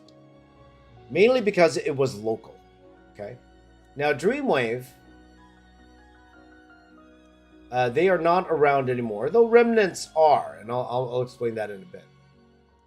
Dreamwave Productions. It was founded by a dude named Pat Lee. Pat Lee started off working for Rob Liefeld. Okay. Well, you know, he was always drawing. Okay. Just like all of us. He was always drawing. But his first big break came with Rob Liefeld. And back then, he was more of a Stephen Platt clone. If you look at Pat Lee's earlier work, he looked like Stephen Platt. If you've seen Stephen Platt's style, it's this hyper-detailed style. It's a style that I absolutely love. You can actually see a lot of Stephen Platt's influence in my work, but highly, highly detailed, a lot of cross-hatching, a lot of stuff going on. Okay, that was Pat's style, and he was hired because he could draw like Stephen Platt. You know, because I think Stephen Platt was very slow working for Rob, and you could look into all that drama. I don't know too much about that drama. I just know what I read, but. So Pat was from Canada, and I knew about Pat because I used to be a part of a comic studio when I was in high school. And again, my goal wasn't to be a comic artist. It was just something fun to do. It was just something fun to do in the summertime. But it was called Shock Studios. And then one of the owners of Shock Studios, his name's Dave Wilkins. And there's actually a comic book artist today named Dave Wilkins. I believe they're different guys, though, if I'm not mistaken. But Dave Wilkins, he had this comic book with Pat Lee's art in it. He did a book with Pat. They did like this little they're called zines back in the day. So, well, what's a zine? A zine is a comic book that you make yourself. Okay, so you would take a piece of letter-sized paper. I don't know what's letter-sized paper. Is that wouldn't be A4, would it? Is that A4 letter-sized paper? And they were folded in half. Okay, so you would take a whole bunch of these letter-sized papers, fold it in half, and then staple them down the middle together. So I actually bought like a giant stapler so that we could staple them. They're called zines, right? Yes, A4. It's called A4, yes. So that was back in the day. So I saw a zine that Pat did with my friend Dave Wilkins. And again, he looked like a complete Stephen Platt clone. And then he moved to California, worked for Rob Liefeld for a bit. And then he went back home and he started his own studio. And he took a risk. And I will always admire somebody who takes a risk. Try something new. Because risks are risks. They're hard. They're scary. They're scary to do. And he took a massive risk. He decided he was going to make his own comic book. He's going to publish his own comic book through Image Comics. And he's a big fan of Japanese anime movies. And at that time, what he wanted to do was to make a comic book in the style of a Japanese anime movie. Okay? So nobody was doing that at the time. If they were doing something manga-ish, right, it would look like manga. It wouldn't look like an anime. Like he's trying to think of like Masamune Shirow. He's thinking about Akira. He's thinking about Ghost in the Shell. He wanted to make comics like that. Hi, Comic Book Bob. Comic Book Bob knows all about this history. I'm talking about a little Dreamwave history here, Comic Book Bob. So that's what he wanted to do. So he came up with a series called Dark Minds, okay, which he drew, and he colored it like it was a Japanese anime. Okay, so if you look at the artwork in that book compared to what he was doing at Extreme Studios, at Rob Liefeld Studios, it's like night and day. You wouldn't believe it was the same artist. There's no way you would have believed this was the artist that was there. So it became a hit, a giant hit. It was a giant hit. People loved it. And that's what made him start his studio called Dreamwave Productions. Okay. Now they were based in a town here called Richmond Hill, Ontario. From where I am right now, it's about a half-hour drive. Half-hour drive. So for me, when I was trying to look for a work placement, Dreamwave seemed the most doable, mainly because they were local. They were close by. It was official comic books. Okay. It was real professional comics. Okay. So when I was going there, they already had they had a title called Neon Cyber already at that time. Pat was already starting to do work on Warland. I think he had Warlands already. Warlands was there. Which was like this elf tale. Very reminiscent to, what was Warlands? Bob, can I ask you a question, Bob? Warlands, what was that a ripoff of again? Because it was very obvious. It was very obvious Pat's influences, okay? Like, for example, Dark Minds. It was very Ghost in the Shell. That was Ghost in the Shell. That was very much like Ghost in the Shell. Warlands was very much like... Help me out here, guys. I'm not very good... it was very much like another anime. I forgot what it was. Okay, but anyway, this is beside the point. So, I knew I wanted to work there. Okay, so flash forward to, I think this was before I was going into my last year of high school. Or last year of college, sorry. So I went to Toronto Comic Con. Okay, or Fan Expo. It's known as Fan Expo Canada now. And I went and I made a little portfolio. Okay, so I made a portfolio that consisted of some sequential art. And I always tell you guys, if you want to be a comic artist, you need sequential art. Okay? You need to tell a story. So I did a story with some Top Cow characters. Okay? Mainly one of the main characters, one of my favorite characters, Ripclaw and Velocity. So I think what I did was I found a script, an old script, and I tried to draw that script. Okay, so that's what I did. So I did a four-page sample. Okay, so I went to Toronto Comic Con, or Fan Expo Canada. Sorry, Fan Expo Canada. I keep saying it wrong. I went to Fan Expo Canada, and I went to the Top Cow booth, and there I met a man named Matt Hawkins, who still works at Top Cow to this day. Still is he like the editor-in-chief, Bob? I think Bob would know. It's like the editor-in-chief, Matt Hawkins. But he's still a big guy at Top Cow. I met him. This is very, very nice to me, and he really liked my work. He thought it was really cool. He thought I was doing a lot of good stuff. And I was drawing more in the Top Cow style. I was definitely drawing more in the Top Cow style. But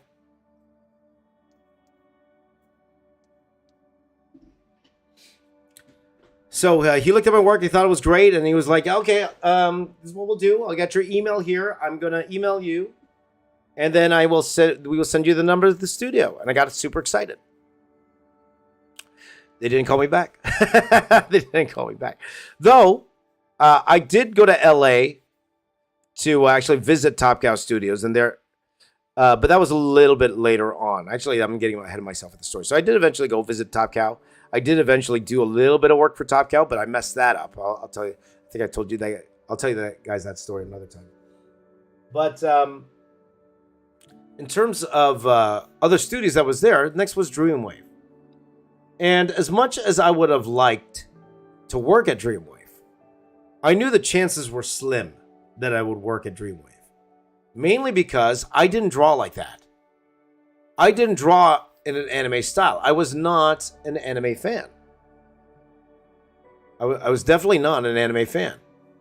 So out of all the people they could hire, you'd think they would hire somebody who actually liked anime. But, we were there anyway. I was with my friend Denny. And, like, might as well go talk to them, right? Show them my portfolio. So I went there and I met a dude named Sigmund. Okay, Sigmund Torre. Still a friend of mine to this day. A really, really great guy. Sigmund's one of those dudes that you sit down and he'll talk your ear off for hours, and it's always entertaining. He's just one of those dudes that's just super duper entertaining. Love Sigmund to death. He's living in the Philippines now, doing his own thing, which is great. But absolutely love Sigmund. He turned out to be one of my best friends at Dreamwave.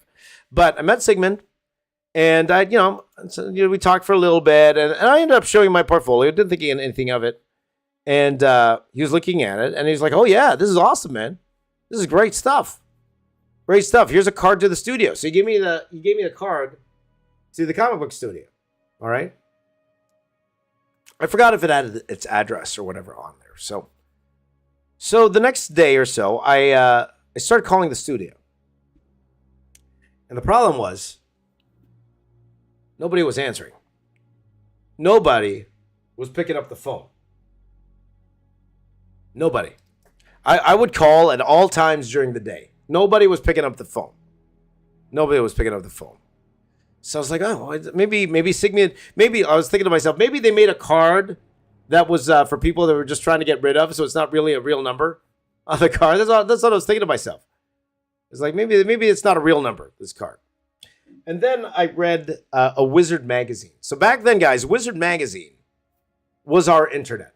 That was our internet back in the day. Wizard magazine. That's how we found out when the movies were coming out. That's how I found out that they were making an X-Men movie. That's how we found out that who was being cast in the X-Men movie. We found out through Wizard magazine. Wizard magazine, to me, was the internet back then. All right. And at Wizard magazine, they did a feature on Pat Lee and Dreamwave Productions. And I remember in that interview, Pat said, "Hey, I have 3 pages to draw today. It's a good thing I just woke up." And that time was midnight. And that was in the article. It was midnight. So I said to myself, aha, these guys are night owls. These guys stay up at night. That's why they're not answering my call. So I decided that night I was going to call at 3 a.m. 3 o'clock in the morning. So I called at 3 o'clock in the morning, and then somebody picked up the phone. It was Roger Lee, Pat Lee's brother. And I love Roger. Roger was a good guy. Roger, like he was a really sweet guy. He was always good to me. Had a lot of muscles too. He was a big muscular dude. But he picked up the phone. He's like, "Oh, hello." I'm like, "Hi, my name is James. Sorry to bother you so late, but my buddy has, Sigmund. I met Sigmund at a convention, and he gave me a card to the studio, and I would love to come in and see your work." And then he was like, "Oh, okay, sure. Why don't you come tonight? Come tonight around 9 p.m. So that's what I did. So I got all my, I got another portfolio together. So this is what I did for my next portfolio. Okay. So I did a couple things. I tried to cater my portfolio to what I thought they would like. Okay. So a couple things I noticed. I tried to digitally color something. I wasn't very good at it. I'm way better now than I was back then. But I tried to digitally color. So I drew a Dark Minds piece in more of an American style. So the humans weren't that great. Okay. But I drew that and I colored it in their style, in a very Dreamwave-like style. Okay, so that's the first thing I did. Second thing I did was I noticed that Pat Lee uses a lot of background artists. Back then, especially, background artists was a huge thing back then. A lot of top artists use them, and it was a great way for a lot of people to break into the industry, being a background artist. Like I believe Brett Booth and Richard Bennett, and I think even Travis Charest did backgrounds for Jim Lee. Michael Turner did backgrounds for Mark Silvestri, Talon Caldwell as well, I believe. He did backgrounds for Mark Silvestri. So it was a good way to kind of get your feet wet and try to break in. And I noticed that Pat Lee always had a background artist. Whether it was Omar or Jeff Wu, so I said to myself, okay, maybe I could practice doing backgrounds. And again, I got better at backgrounds because of my technical illustration background. So I looked for covers, okay? I looked for covers that didn't have a background to them. So I found a Dark Minds cover that actually Sigmund did. I think it was a pinup. It was a pinup that Sigmund drew of the main character and had no background. So I took that, I photocopied it bigger, I traced it. So I traced Sigmund's drawing. And then I drew a background behind it. And then I took, I believe it was a cover for Warlands. It was a cover for Warlands. And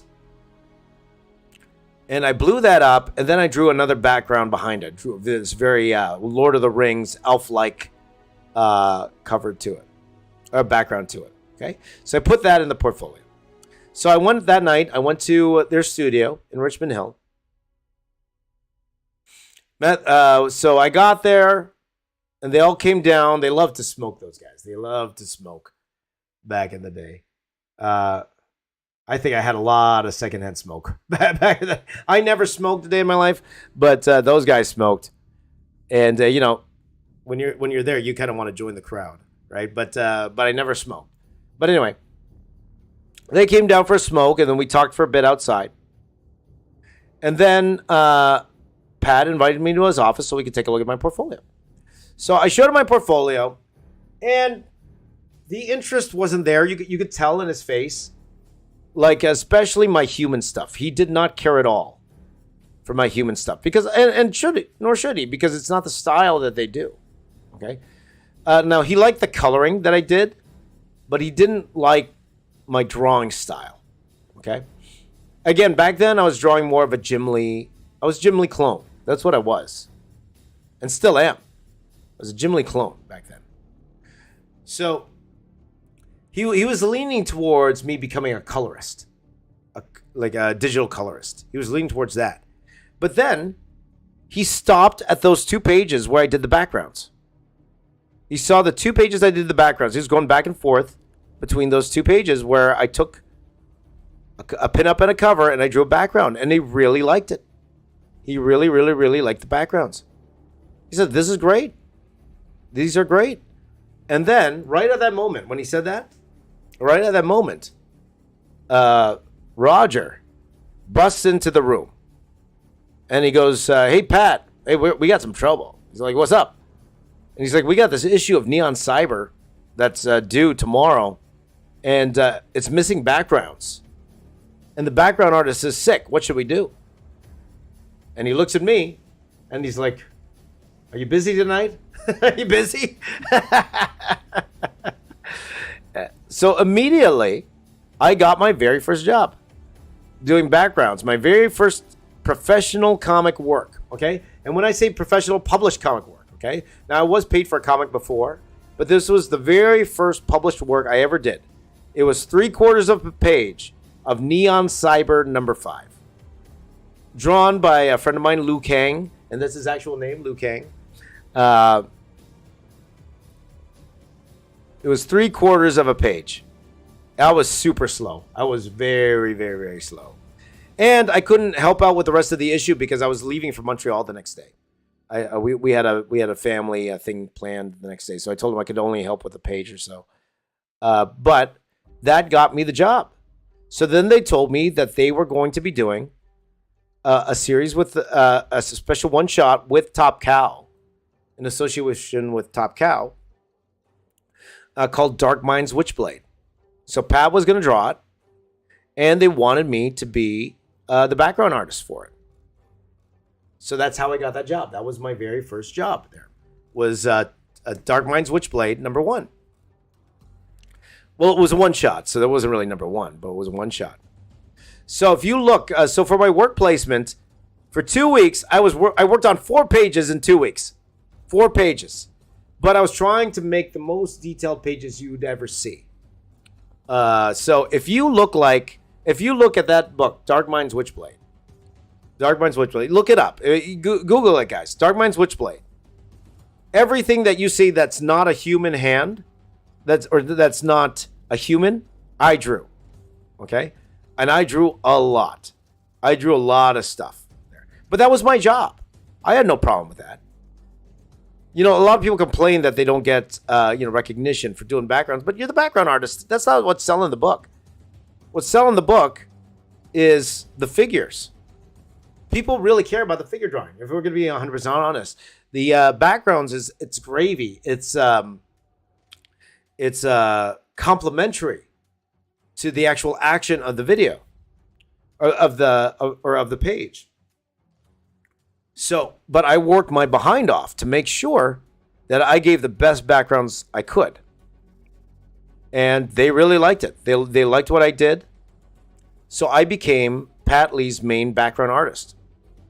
So, so whenever Pat Lee would work on something, I was his background guy. So we worked on a lot of things. We worked on Warlands. We worked on Dark Minds. I even did some issues of Dark Minds because the artist at the time, Omar Doggin, who's doing a fantastic job on Instagram, by the way. He's got quite the following on Instagram these days. Omar, he was the main penciler for Dark Minds at the time. And I don't think it worked. I think because his style was so different from Pat's, I don't think people took to it. Even though he was super fast, like he was one of the fastest artists I've ever met in my life. He was like Todd Knockfast. It was Todd Knockfast. That's pretty fast. But he left. I remember he left Dreamwave, and because they decided to go in another direction because the sales of Dark Minds was in the tank. It wasn't doing well. So Pat asked me. So our original plan was, this was the original plan back then. Okay, this was the original plan. I'm drawing the curtain back a little bit. The original plan was, okay, I was gonna lay out the book. Okay, and do the backgrounds. Okay, Sigmund was gonna draw the figures. Okay, and then Pat was gonna tweak the face, so it would look like his style. So it was like this huge assembly line. So when we were going to take over Dark Minds, that was the initial plan. And then they would say, in the credits, the art would say art by Pat Lee, Sigmund Torre, and James Reyes. That's what it would have said. And then after a while, they were like, no, you know what? Sigmund's the real penciler here. So we'll just say pencils by Sigmund and then backgrounds by James. Okay. And then I did the layouts at first. But then eventually Sigmund took over the layouts for that. So if you look up Dark Minds number 0, that was the first one that we worked on together. Okay? So yeah, pretty much how they make manga comic for sure. That's how we did it. And then, so I did a lot of Warlands. I was laying out Warlands for Pat. So I was so it's like I was doing the comics, right? It's just Pat was doing the figures. And to be honest, too, my layouts were very loose. It wasn't like I was tight penciling. But there were a couple of shots in Warlands that I'm extremely proud of. Like there's this one double page spread of all of these aliens fighting each other. And that was all me. I drew all of the it was like demons versus angels type thing. And there was this double page spread in Warlands number 12. And I was so proud of that double page splash. I would go to the message boards hoping people would notice. People didn't care. But I was so proud of that particular splash. And then I did Warlands of Age of Ice with Pat. I was his main background artist for Age of Ice. And that was a lot of fun. We were experimenting with colored pencils. We were trying all these things with the books just to try to make it new. It's always nice when you're trying to make something new. And then And then someone named Adam, okay, we'll go into last names and stuff, but Adam joined the studio as a consultant, okay? Really nice guy, okay? I like Adam a lot. He was a very, very, very nice guy to me. So, and you know, I try to stay out of the business side of things, but he came in, and he was responsible for getting us the Transformers license, okay? So, Wizard Magazine, they did a feature, okay? They did a feature on 80s properties, okay? They did a feature on 80s properties. And they asked some of the biggest artists in the world, and Pat was one of the biggest artists in the world at that time. He even got to #1 on the Wizard Magazine list. And I remember when he got to #1, when he was the #1 artist in the Wizard top 10 artists, this was his reaction.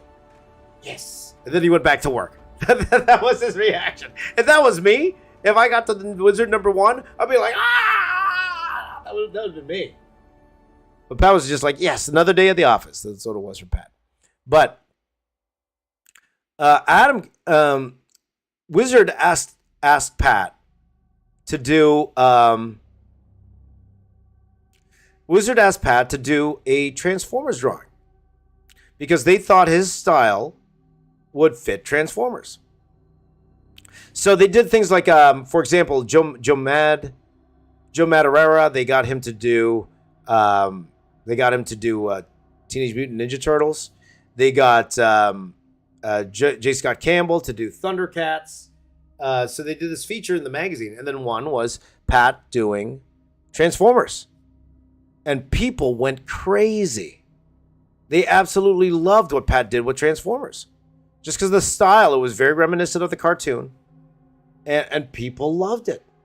They absolutely loved it. So, we always thought, wouldn't it be cool? Wouldn't it be awesome if we got the Transformers license? And then, Pat started getting in contact with some people at Hasbro. And then we were like, what can we do? How can I help? How can I help? Try to get this license. So me and my buddy Chris Saracini, we put together this 3-page story featuring a toy property called Transformers Robots in Disguise. It was a toy pop. That was back in early 2000s. It was their current toy line, and I did a 3-page story. And we used that as part of our pitch to get the Transformers license. And through the help of Adam, we got it. And we couldn't believe it. We couldn't believe we got that license, the Transformers license. I got to meet with, what's his name? Aaron...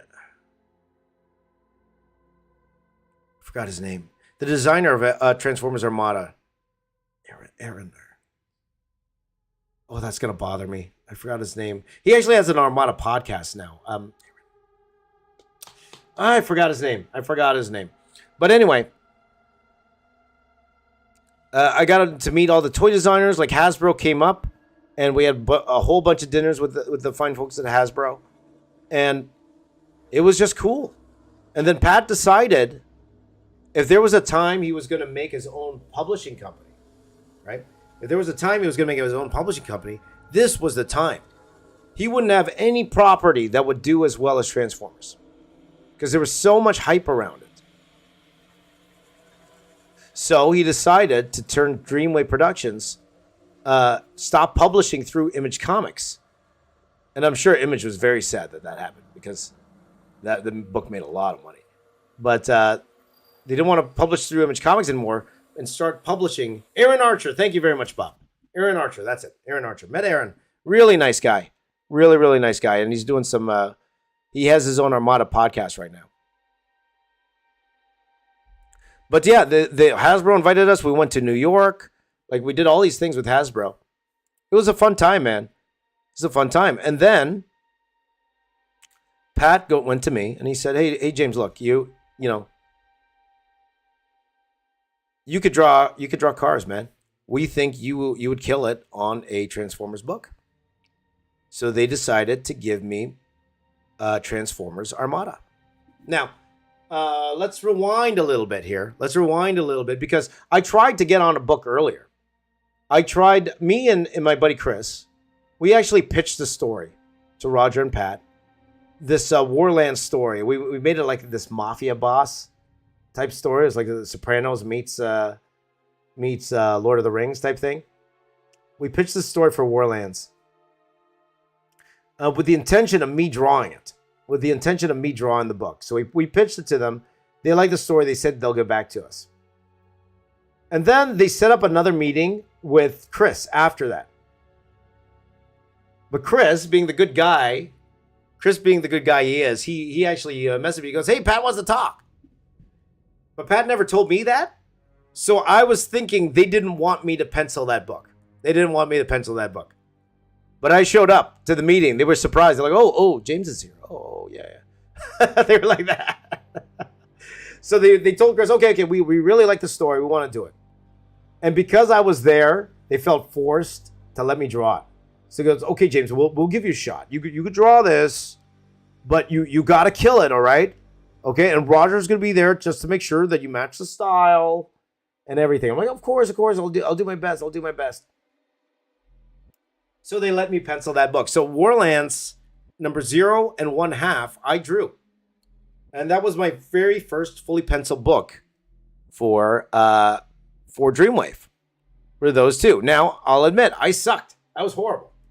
I was absolutely horrible in that book. And Roger being the sweetheart he is, he helped me as much as he could. But I was very late, and I didn't do that good of a job. But passable job. So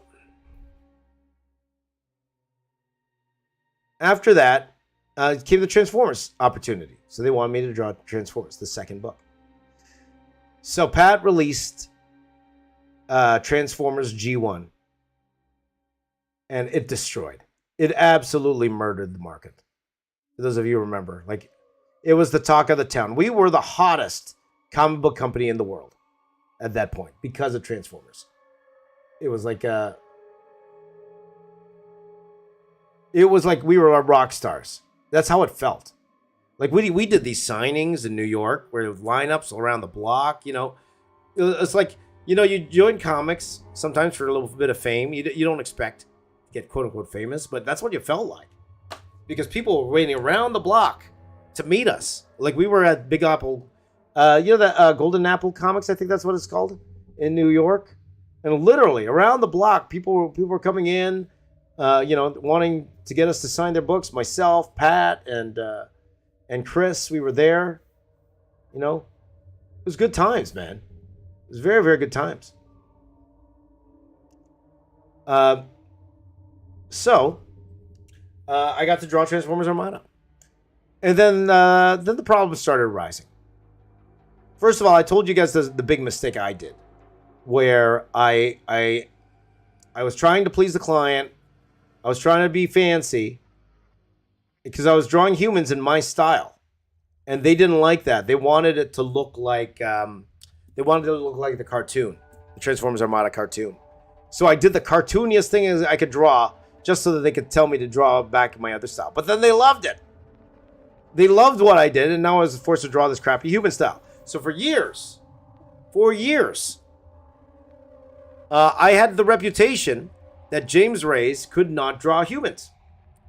For a good 2-3 years. People was like, "Oh, don't let Reyes touch a human. Reyes can't draw humans. Don't let Reyes draw humans. Can't draw humans." I remember James McDonough. He came to work for Dreamwave. And he was trying to help me. He goes, James, when you're drawing humans, you could just look at your own face and stuff. And I'm like, dude, look at this. I showed him my real portfolio with my real stuff. And then he apologized to me, like, "Oh, dude, I didn't know you could draw like this. I didn't know. Of course I can draw like this. It's just they made me draw the other way." So for years, they thought I couldn't draw humans.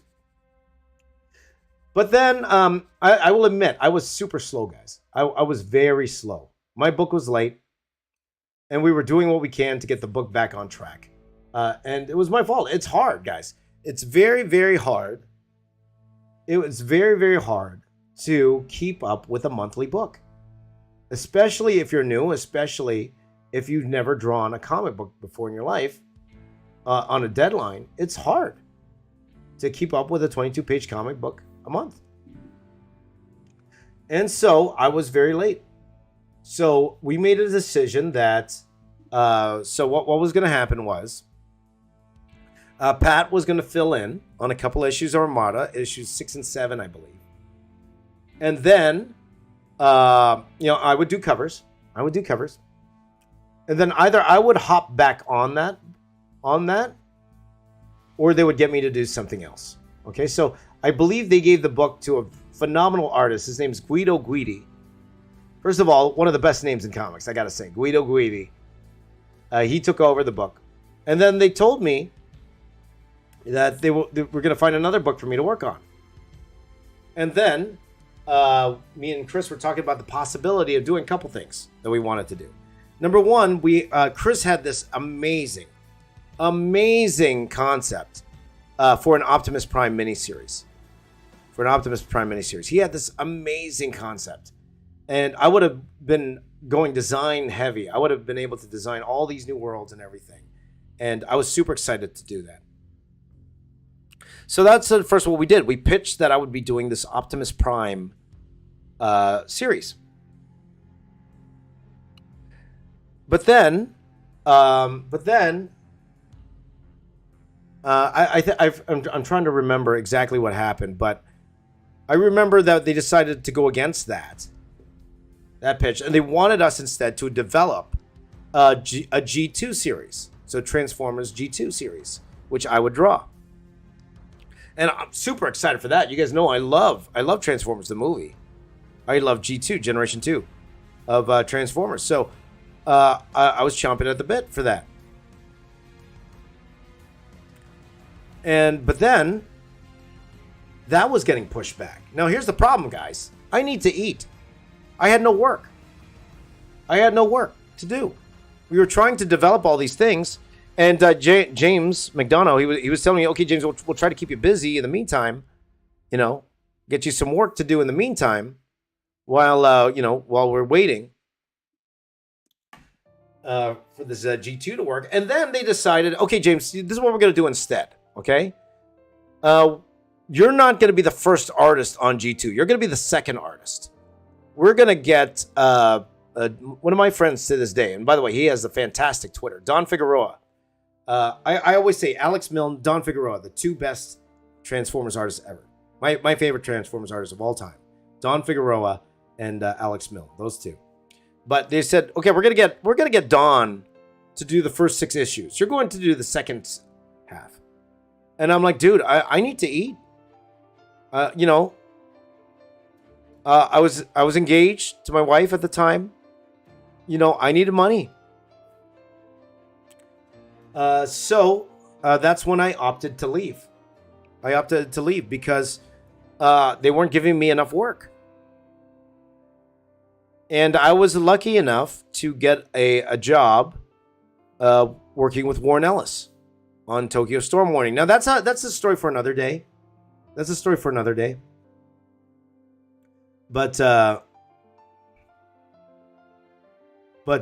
just to make things short, I decided, and I told Pat, look, I got this great opportunity to work for DC, so I'm going to take it. And then I left. Then I left Dreamwave. Now, I did come back. I think it was how long later? I would say a good year later. I didn't have any more work outside. And Pat, I contacted Pat. And Pat had all these projects that they were working on. And then he hired me on spec. For those of you who don't know what spec is, if they get paid, I get paid. Okay? They get paid, I get paid. And so I was doing this concept work on spec for them. And a couple of projects that we worked on, unfortunately, the deals fell through. So I didn't get paid for any of them. I did get to work on the first iteration, and this is with Pat. I did get to work on the first iteration of Battle Brawlers. You know Bakugan? You guys know Bakugan? Battle Brawlers, you guys have heard of that? So we were working with Spin Master at the time, and we were actually developing battle brawlers with them. The very first iteration, you wouldn't even know what this is if you saw the work we did with battle brawlers. You guys wouldn't even recognize it today. You wouldn't even recognize what we did. But I worked on the very first what's called designs of battle brawlers at that time.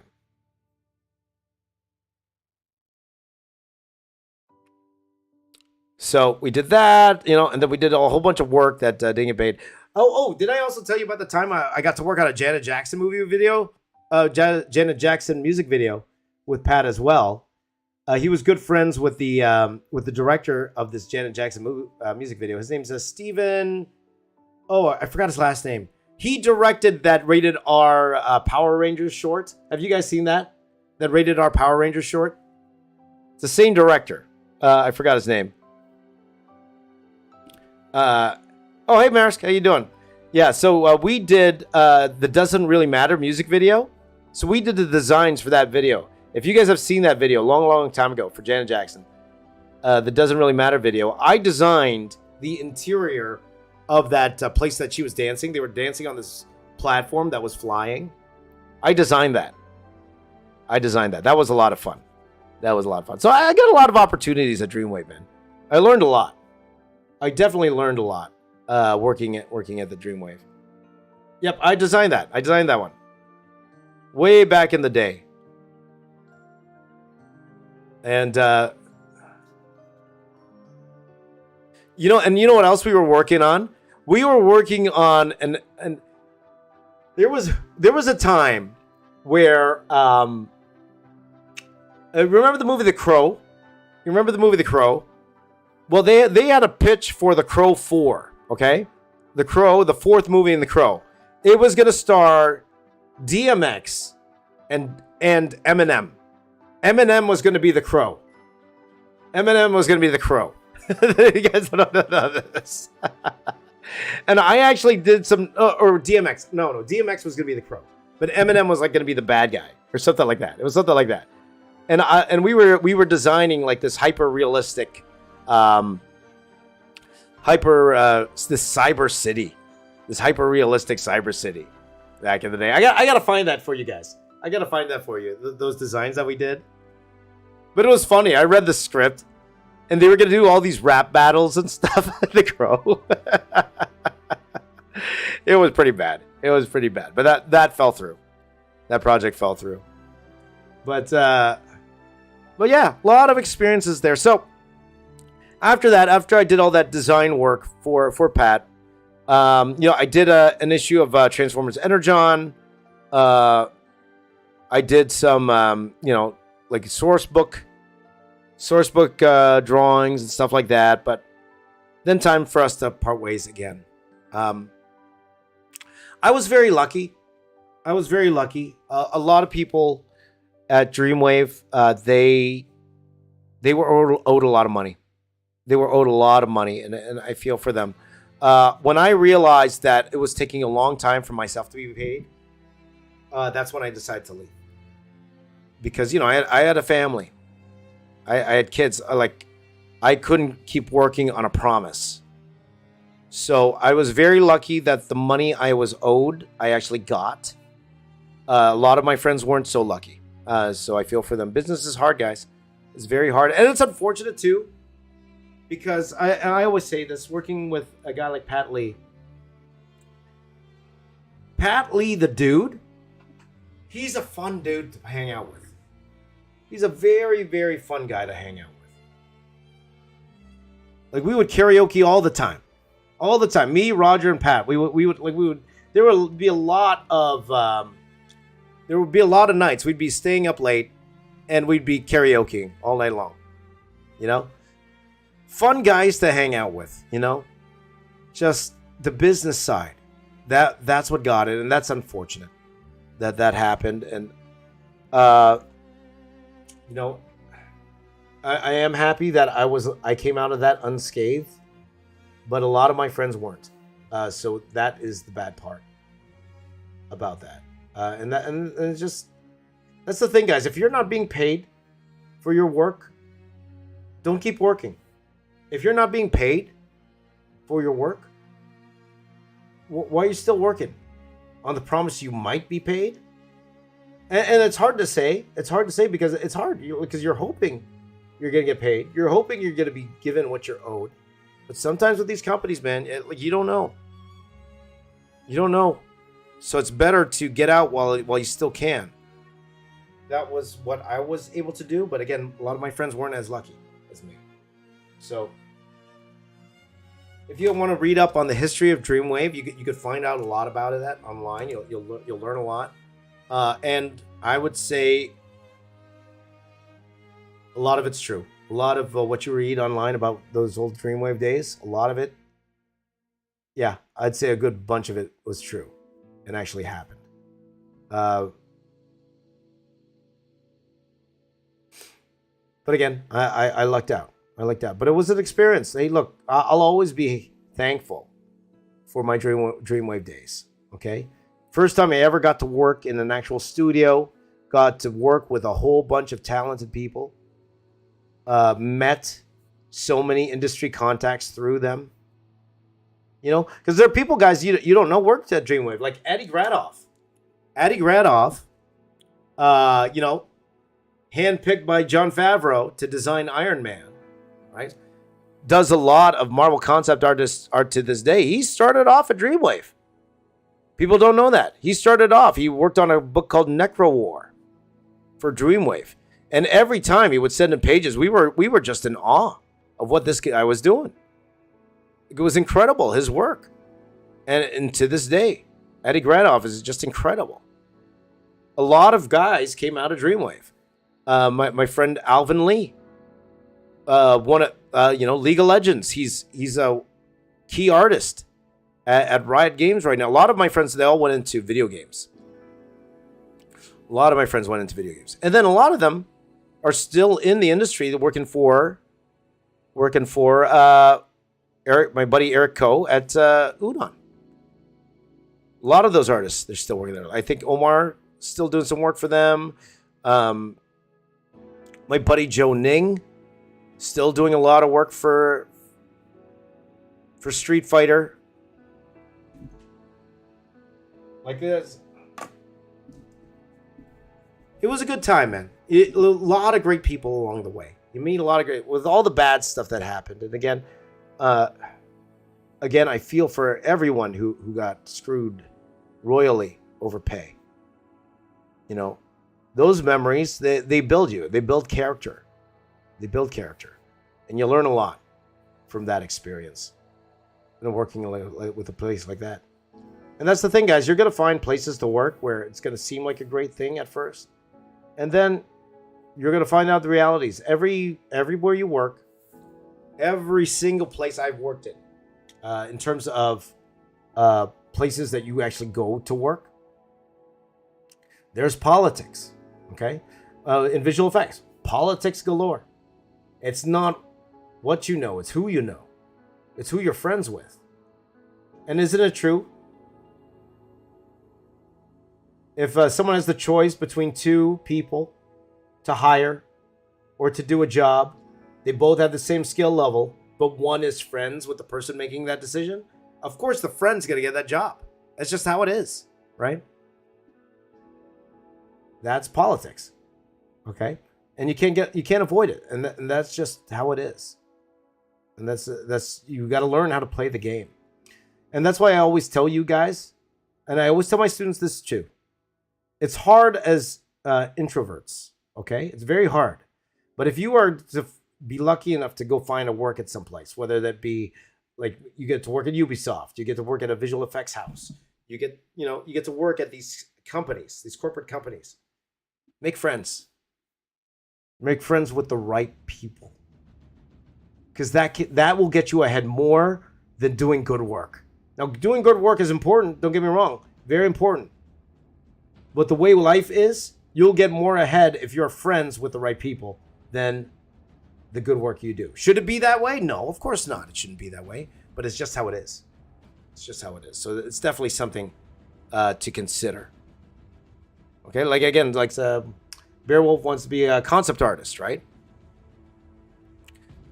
You know, you got to make friends with the right people. You got to make friends with the right people. A lot of every industry is who you know, not what you know. Of course, being a skilled artist is one thing. Of course, that's important. But knowing the right people is even more important than that. Because if not, if you don't know the right people, your skill level better be like 20 times the person who does know somebody. You know, that's the thing. So that is my Dreamwave journey, guys. I don't think I said anything that I haven't said before. I don't think. Okay. I didn't want to make any news. Not that it would be news today. Nobody cares today. Back in the day, like 20 years ago, people would care. But now, nobody really cares these days. But that's the interesting part about working in the industry. And that was my very, very first comic job at Dreamwave. So hopefully you learned something, guys. Hopefully you learned something. I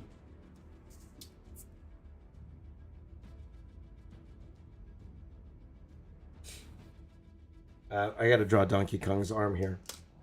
So if you have any questions about that, by all means, go to the community chat. And I'm going to go to the community chat right now and answer a few more questions here. Just a few more came in. And yeah, and then we're going to finish off for today. So is there any other missing any characters here?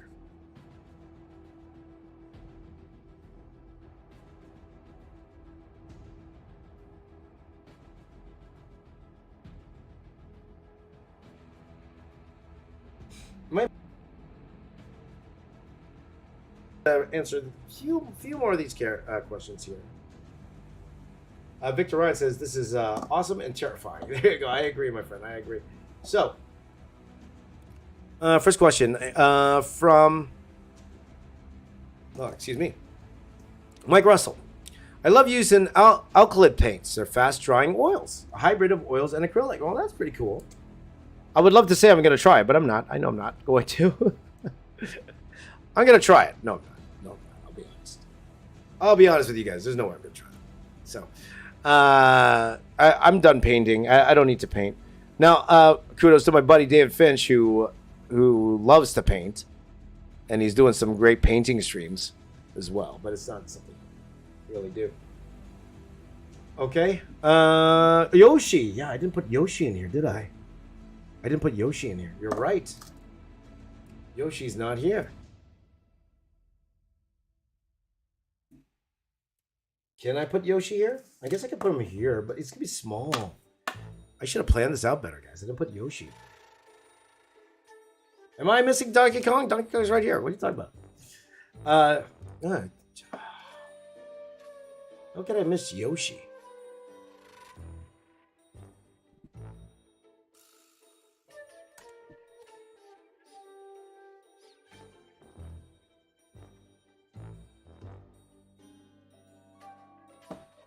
Hold on, I'm just getting a reference here, guys.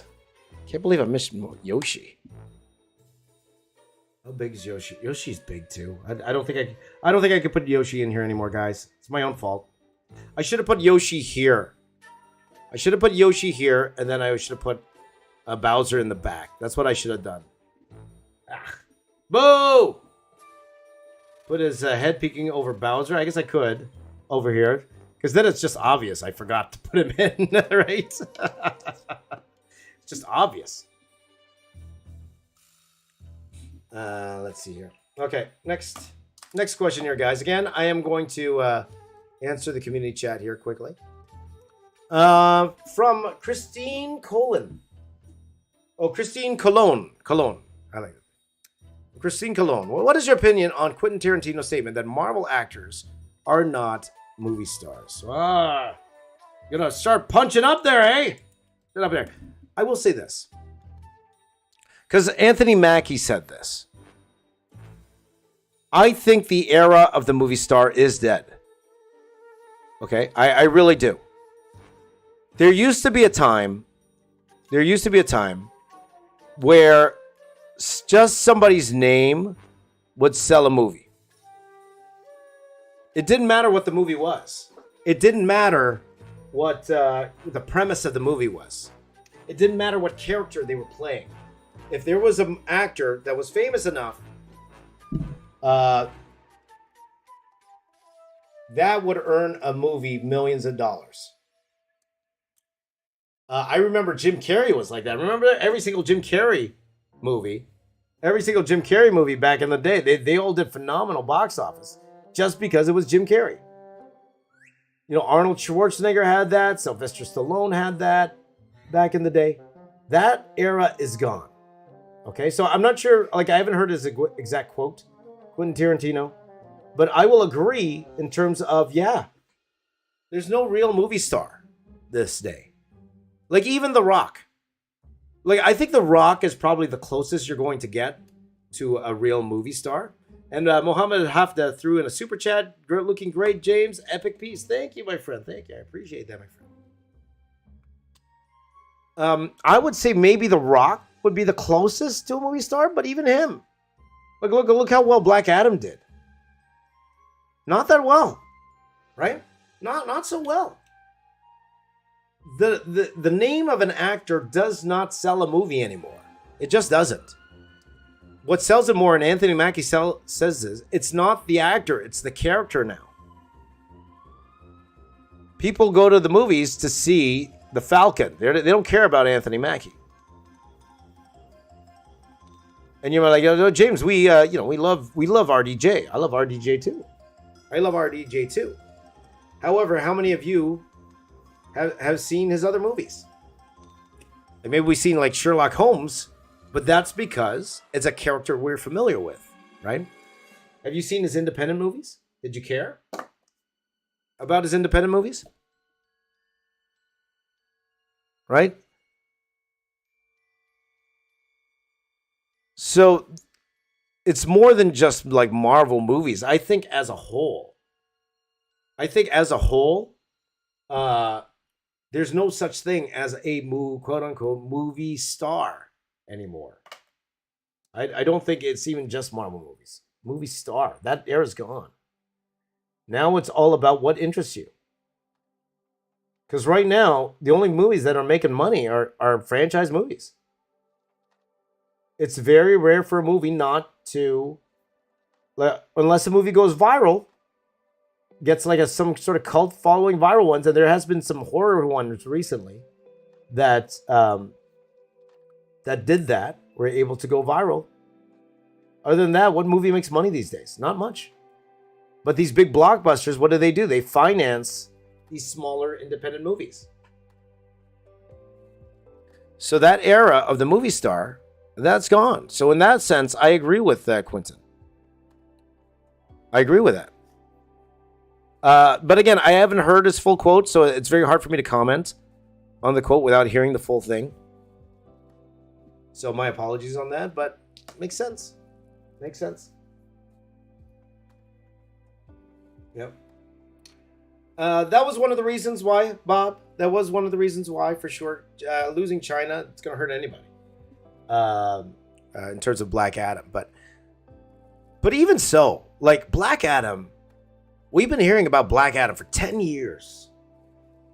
And I'll admit, too, I wouldn't have had much interest if I didn't hear about that Superman thing. Why do you think they were pushing that Superman thing for weeks?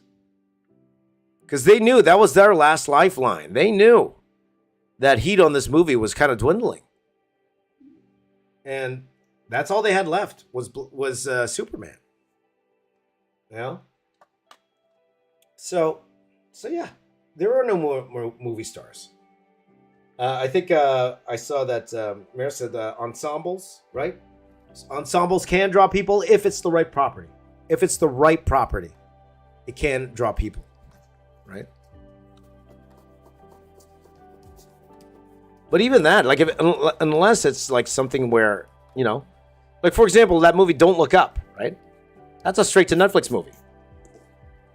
That's a straight to Netflix movie. That wasn't in theaters. But then again, I think Netflix financed that, so maybe that's a bad example. But that had a gigantic cast of people on it.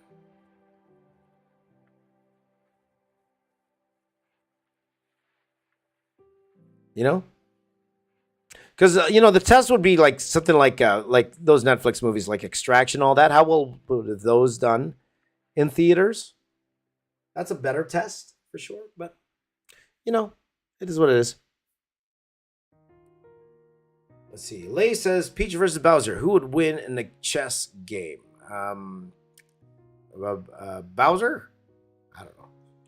Notorious B. Have you ever considered making any of your art 3D? Let's say in like Blender. I was a visual effects artist for a long time, so I was trained in Maya. Back then, it was Maya 9 or 8. Actually, sorry, Maya 8 back then. Now they don't have numbers anymore. They do years now. So I use the real programs. I use the programs you got to pay for. But at the end of the day, and I always say this too, any software, it's just a tool. All the buttons are the same. So whether it's Blender, whether it's Maya, like Maya is the industry standard. It's not Blender, but Blender's free. That's why a lot of people like to use Blender. Any software, it's all the same thing. It's just the buttons are different. It's just the buttons are different. So it's all the same. It's all vertices. It's all push and pull. It's all, well, actually, maybe not nowadays, push and pull. But it's just a tool in your arsenal. But I will say that my drawing got infinitely better once I learned 3D. Once I learned 3D, my artwork, well, I won't say got like crazy better, but my understanding got better. My understanding of art got better when I learned how to draw in when I learned how to use 3D. So it is a worthwhile for any of you guys. It is a worthwhile exercise to learn 3D. You learn a lot. You definitely learn a lot. Like Comic Book Bob says, I remember Maya versus 3D Studio Max for sure. Yeah, and now it's the same company, right? They bought them out. Like in video games, before in video games, it was Max, right? Max was the industry standard for video games back then. I'm not sure how it is now. I don't know if that's the same now, or because we were starting to switch over to Maya when I was working at Ubisoft. We were starting to switch over to Maya, but so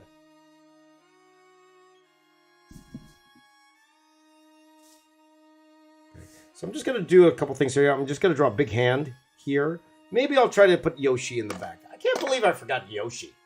I really can't believe I forgot Yoshi. But yeah, but no real interest to do 3D anymore. 3D takes time. ZBrush, guys, that's a good skill to learn. ZBrush, if you want to be a concept artist today, guys, ZBrush. You need to know 3D, guys. You really do. Good art is good art. But for those of you who want to work for, you want to work on a Marvel movie, doing concept art for a Marvel movie. You want to do, be a concept artist in general. I would say you need to learn 3D. You'll have no choice these days because you're competing with people who know 3D. Okay, and they just have a much better advantage. And that's the thing, when it comes to concept design, it's not really about the drawing skill. It's about getting the idea across. If people could get the idea across better with 3D, they're going to hire the guy who is doing 3D as opposed to the guy who can draw. But, most 3D artists can draw for sure. But, yeah. So I would tell you guys, if you want to be a concept artist, like some of you are saying you want to be a concept artist, that's great. You need to know Photoshop. Learn Blender, and then take care of Mario, and learn ZBrush. ZBrush, guys, learn ZBrush. And there's some really great ZBrush artists starting to pop up on YouTube nowadays. I see that they're doing some phenomenal work. These ZBrush artists, you're gonna need to learn those things. Okay, so definitely keep that in mind. All right, okay, let me draw this. Okay, I'll just keep this pretty. Let the people talk in the chat. Let people talk. All right. Next question here. Would you consider doing a Nintendo character versus Sega characters, please? So that's interesting. So which characters would you include then, my friend? Beowulf, if you're still here. Which you are. Beowulf, still here. What matchups would you like to see? What matchups would you like to see in that the SNES versus? So what do you think? Double Dragon versus Street Fighter type thing? What would you want to see?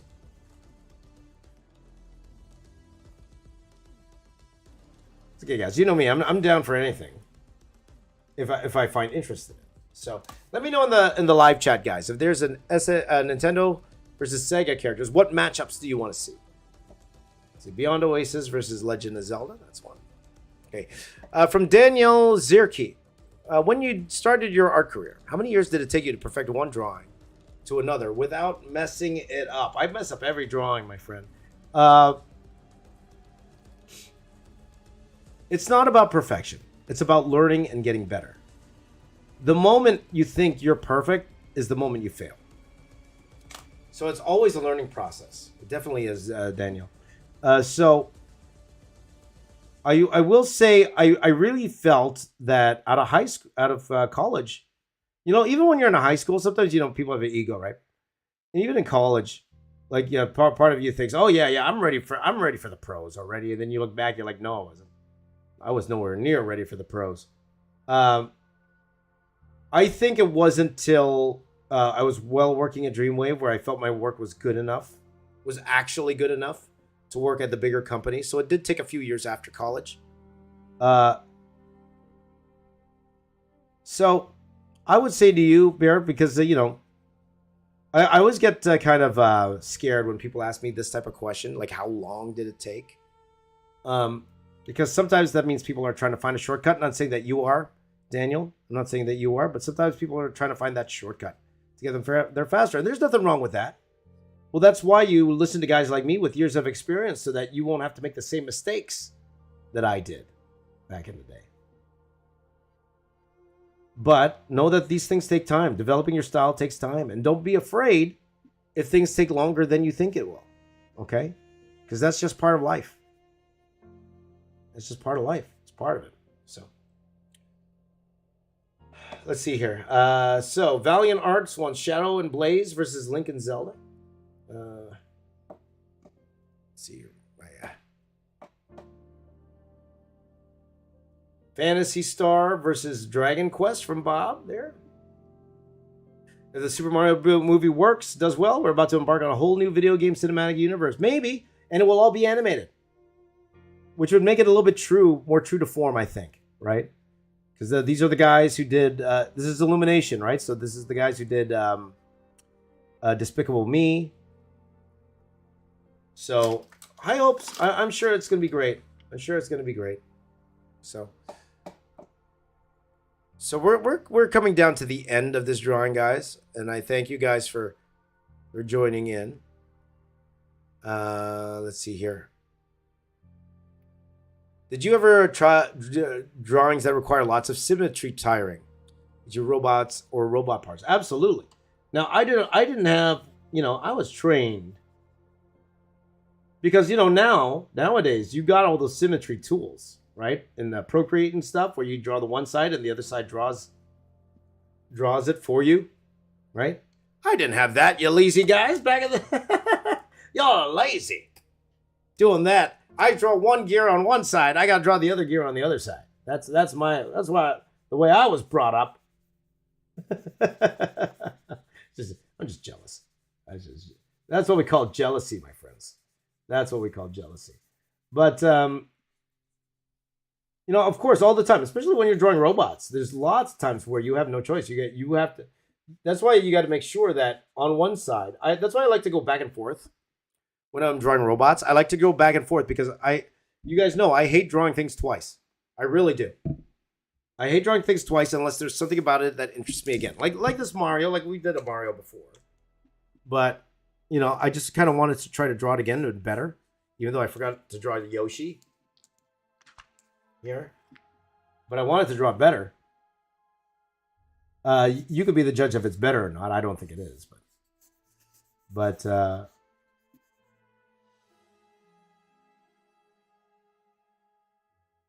forgot what I was talking about. Yes, I forgot what I was talking about.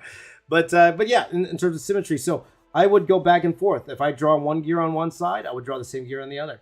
If I drew a piece of detail on one side, I would draw the same detail on the other immediately.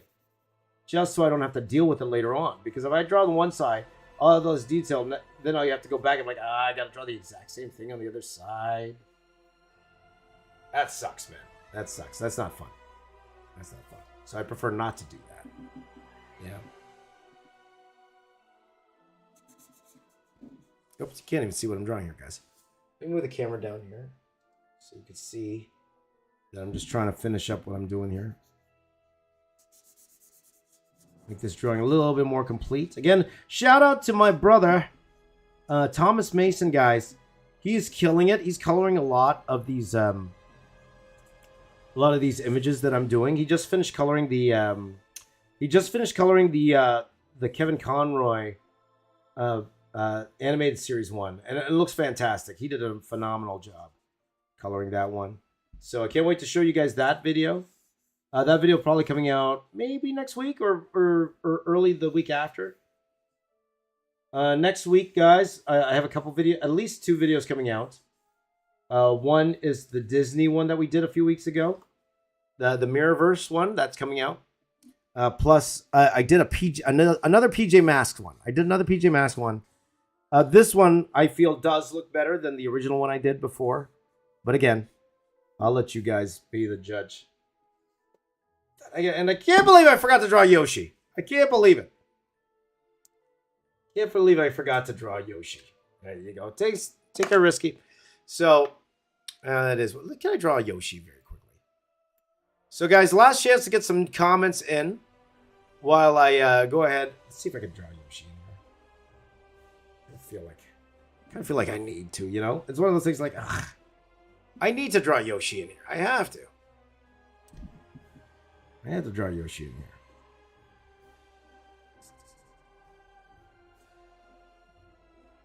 See that, and that's the problem when you just go ahead and start drawing, guys. Which you guys know I do every morning. I just come in here. We just kind of make it up as we go along. That's the only issue. Things like this happen. Things like forgetting there's these major characters that you should be drawing here. Like I forgot who said that. Who was that?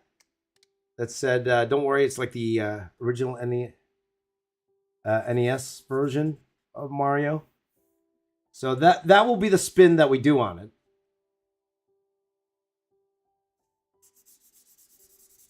That could be the spin we take on this.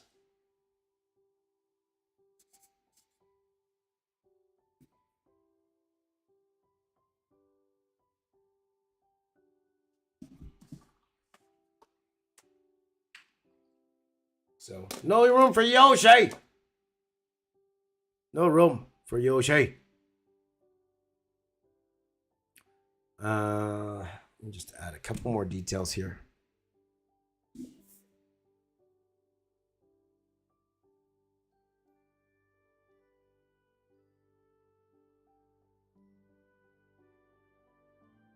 Let's see if I can draw Yoshi in here. Let's try drawing Yoshi.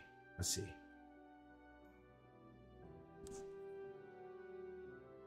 Because the thing is, I believe I drew Yoshi last time.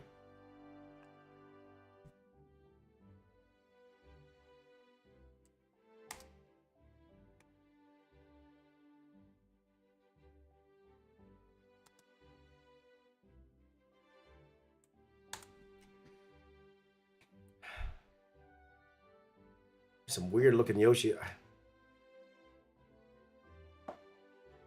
Yeah, I did draw Yoshi last time. I remember now. I did draw Yoshi last time. I swapped out Yoshi for Kong. That's what I did. The last time I drew Yoshi.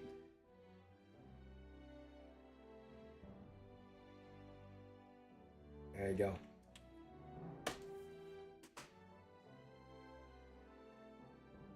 Let's see if I'm just gonna pencil. If I like it, we'll do it. We'll add it. We'll add it.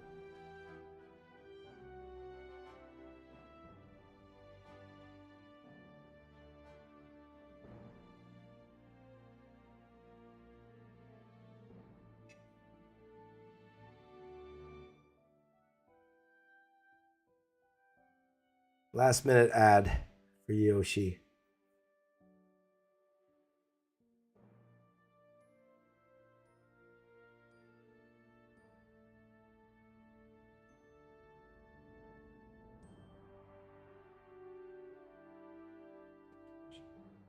Oops, you can't even see what I'm doing, guys.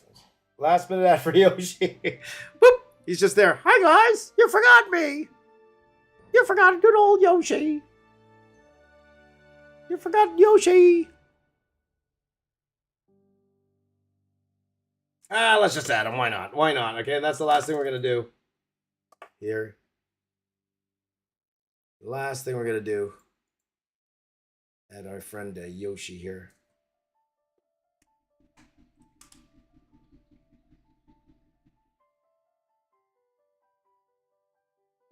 See, the thing is, I'm going to draw him I'm going to draw him a little bit more real.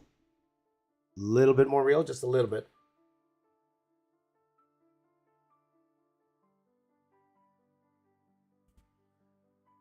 Because part of me thinks like, because I like the eyes on the side, but of course, you know, the eyes are more like this, right?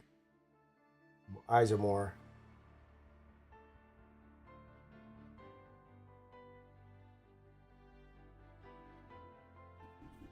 More like that. So.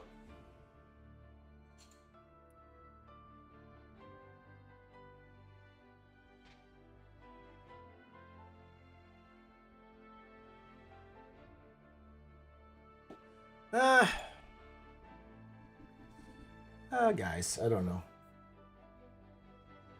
I want to draw him a little bit more real, just because of the style.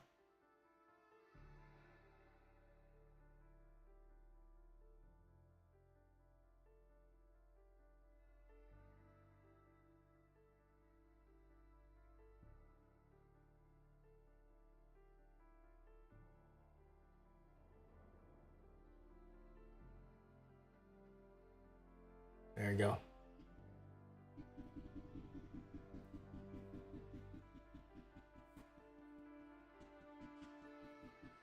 Yeah, the reason why Yoshi's a bit smaller is because he's behind Donkey Kong and thing. That's why.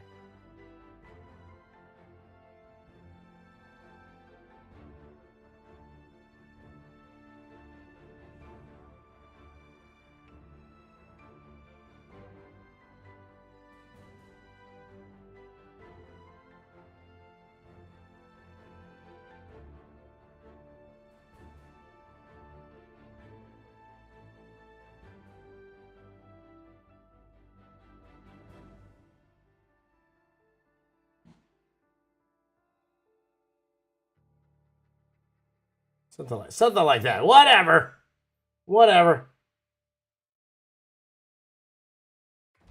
So as we're coming down to the end, okay, guys, so now it's time for rapid fire questions, okay? So if you have a question you want me to answer, now's the time to ask me in the community, or not in the community chat. Now's the time to ask me in the live chat, okay? So your last chance to ask me for a question for today, all right? Last chance to ask me a question for today in the live chat. Go, and I will answer them in rapid fire form. Favorite genre of music from B? I like 90s R&B. 90s R&B. That's my favorite. That's my jam. Boys to Men. You can tell. Can you tell I'm Filipino? Boys to Men. All for One. 98 Degrees. Love you guys have no idea what we're talking about here, but that's my jam. Jodeci, the guys like that. Those are my favorite. There you go. Have I seen Transformers: Rise of the Beast trailer? I spent a good half an hour talking about it earlier, my friend. You gotta get to you gotta get to the beginning of the slide. Leia, I don't know who that is. Best technique for people to learn doing traditional art from Beowulf 13 by doing traditional art. I know it seems like a cop-out answer, but it seems like the most obvious, but sometimes the most obvious is the right answer. That's what you got to do. Practice. Any type of art you want to learn. Practice. Okay? You do something you could erase. I would never use my technique to learn. My technique of going straight to ink from a sketch, I wouldn't do that if I'm trying to learn. If I'm trying to learn, just stick to the pencil and just learn, study, draw, do whatever you can. Okay? And then you'll get better at it eventually. So there you go. Did I like PM Dawn? I remember PM Dawn. What was that song again, Muddy? What is it? Celebrate on memory bliss, oh you. Ha ha ha ha ha. Because that was a remake, right, of an old song. That's PM Dawn. I remember PM Dawn. Thank you for the blast of the past. Ha ha ha ha. I know this. That was the original one. And then they said, celebrate on memory bliss on you. Yeah. I remember that. There you go. Colton's Kitchen. Do you agree that it would have been cool if you based Mario and Luigi more off Iron Man? It'd be different. I don't know if cooler is the right word. It'd be different. But didn't want to do that. I did. You know why? When I do these Marvel style drawings, guys, I don't want to do much designing. That's a lot of work. Designing is a lot of work. Or else I would have called this I would have called this character fusion. Because that's what that would be. It would be a character fusion. I don't want to do that. So, not today anyway. Let's see here. What is the key to happiness? Oh, I forgot that part of my money. Really? You know, doing what you love, I guess. But is anyone ever truly happy today, guys? You know, we just do the best we can every single day. Okay. Hold on to the things and to the ones that you love. And just try to live every day to the fullest. And that's all you can really do. If you were a favor of ice cream, what would you be? Lay said, I'd be Rocky Road. Or I'd be low fat. No, high fat ice cream. That's what that'd be. There you go.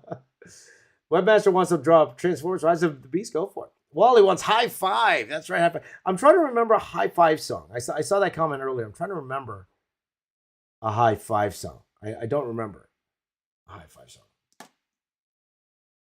B likes 70s to 80s yacht rock. Do you? I like it. It's good. It's not my choice if I were to go to station, but I like it. It's all good. I draw it on pencil and go over in inks. That's right. Well, that's the traditional comic style. Bear Lois likes vanilla. What did I think about the new Mario trailer from Colton? I liked it a lot. I thought it was a lot of fun. So we'll see. This is why we're drawing it. Okay, Art of Henry says, looking great. Thank you very much. Sinbin Creations coming on nicely. Thank you, my friend. And for the most part, guys, this is it. Sorry for the very tiny Yoshi there. He was late for the photo. He was late for the class photo, Yoshi. Like Beowulf likes grunge rock. Domino's not entertain us. Here we are now. Entertain us. There you go. I like Weird Al. That's what I like. I like Weird Al, guys. Weird Al. I'm actually excited for that documentary, by the way. Weird Al documentary. I'm actually excited for that. They say it's really good. So, we'll see that. CBB, that's right. All right, Yoshi. CBB, there you go. CBB means could be better. There you go. Toad is the best one, though. Yeah, that's it. That's the one. That's a sauce right there. There you go. Toad. There you go. So, guys, that is it for today. Thank you guys for watching, for being with me this morning. Apologies, I was a little late today, but we finished. So, what are we going to do on the weekend? Well, I'm not sure if we'll just push Movie Fridays to next week. Like, I could do a Loki piece, or I could do something completely new. So I'm going to ask you guys again, what would you like me to draw this weekend? Do you want me to do a Beast Wars piece? Do you want me to do a, I don't know, a Guardians of the Galaxy piece? I don't want to do that. I could do a most detailed drawing ever. We haven't done one of those in a long time. Maybe I got to do like a most detailed muscle Groot or something like that. Maybe we could do something like that. That could be interesting. So I will put something in the community chat. You guys let me know what you want me to draw next week, and we will go from there. My friends, thank you. It's been a slice. Been a lot of fun. Thank you for drawing this Mario in a Marvel style. Can't wait to see what Thomas does with these colors. It's gonna be fantastic. Draw all Weird Owls. There you go. Amish Paradise. That's right, Abba. And again, another person we lost. We lost Coolio this year. Oh boy, what a year.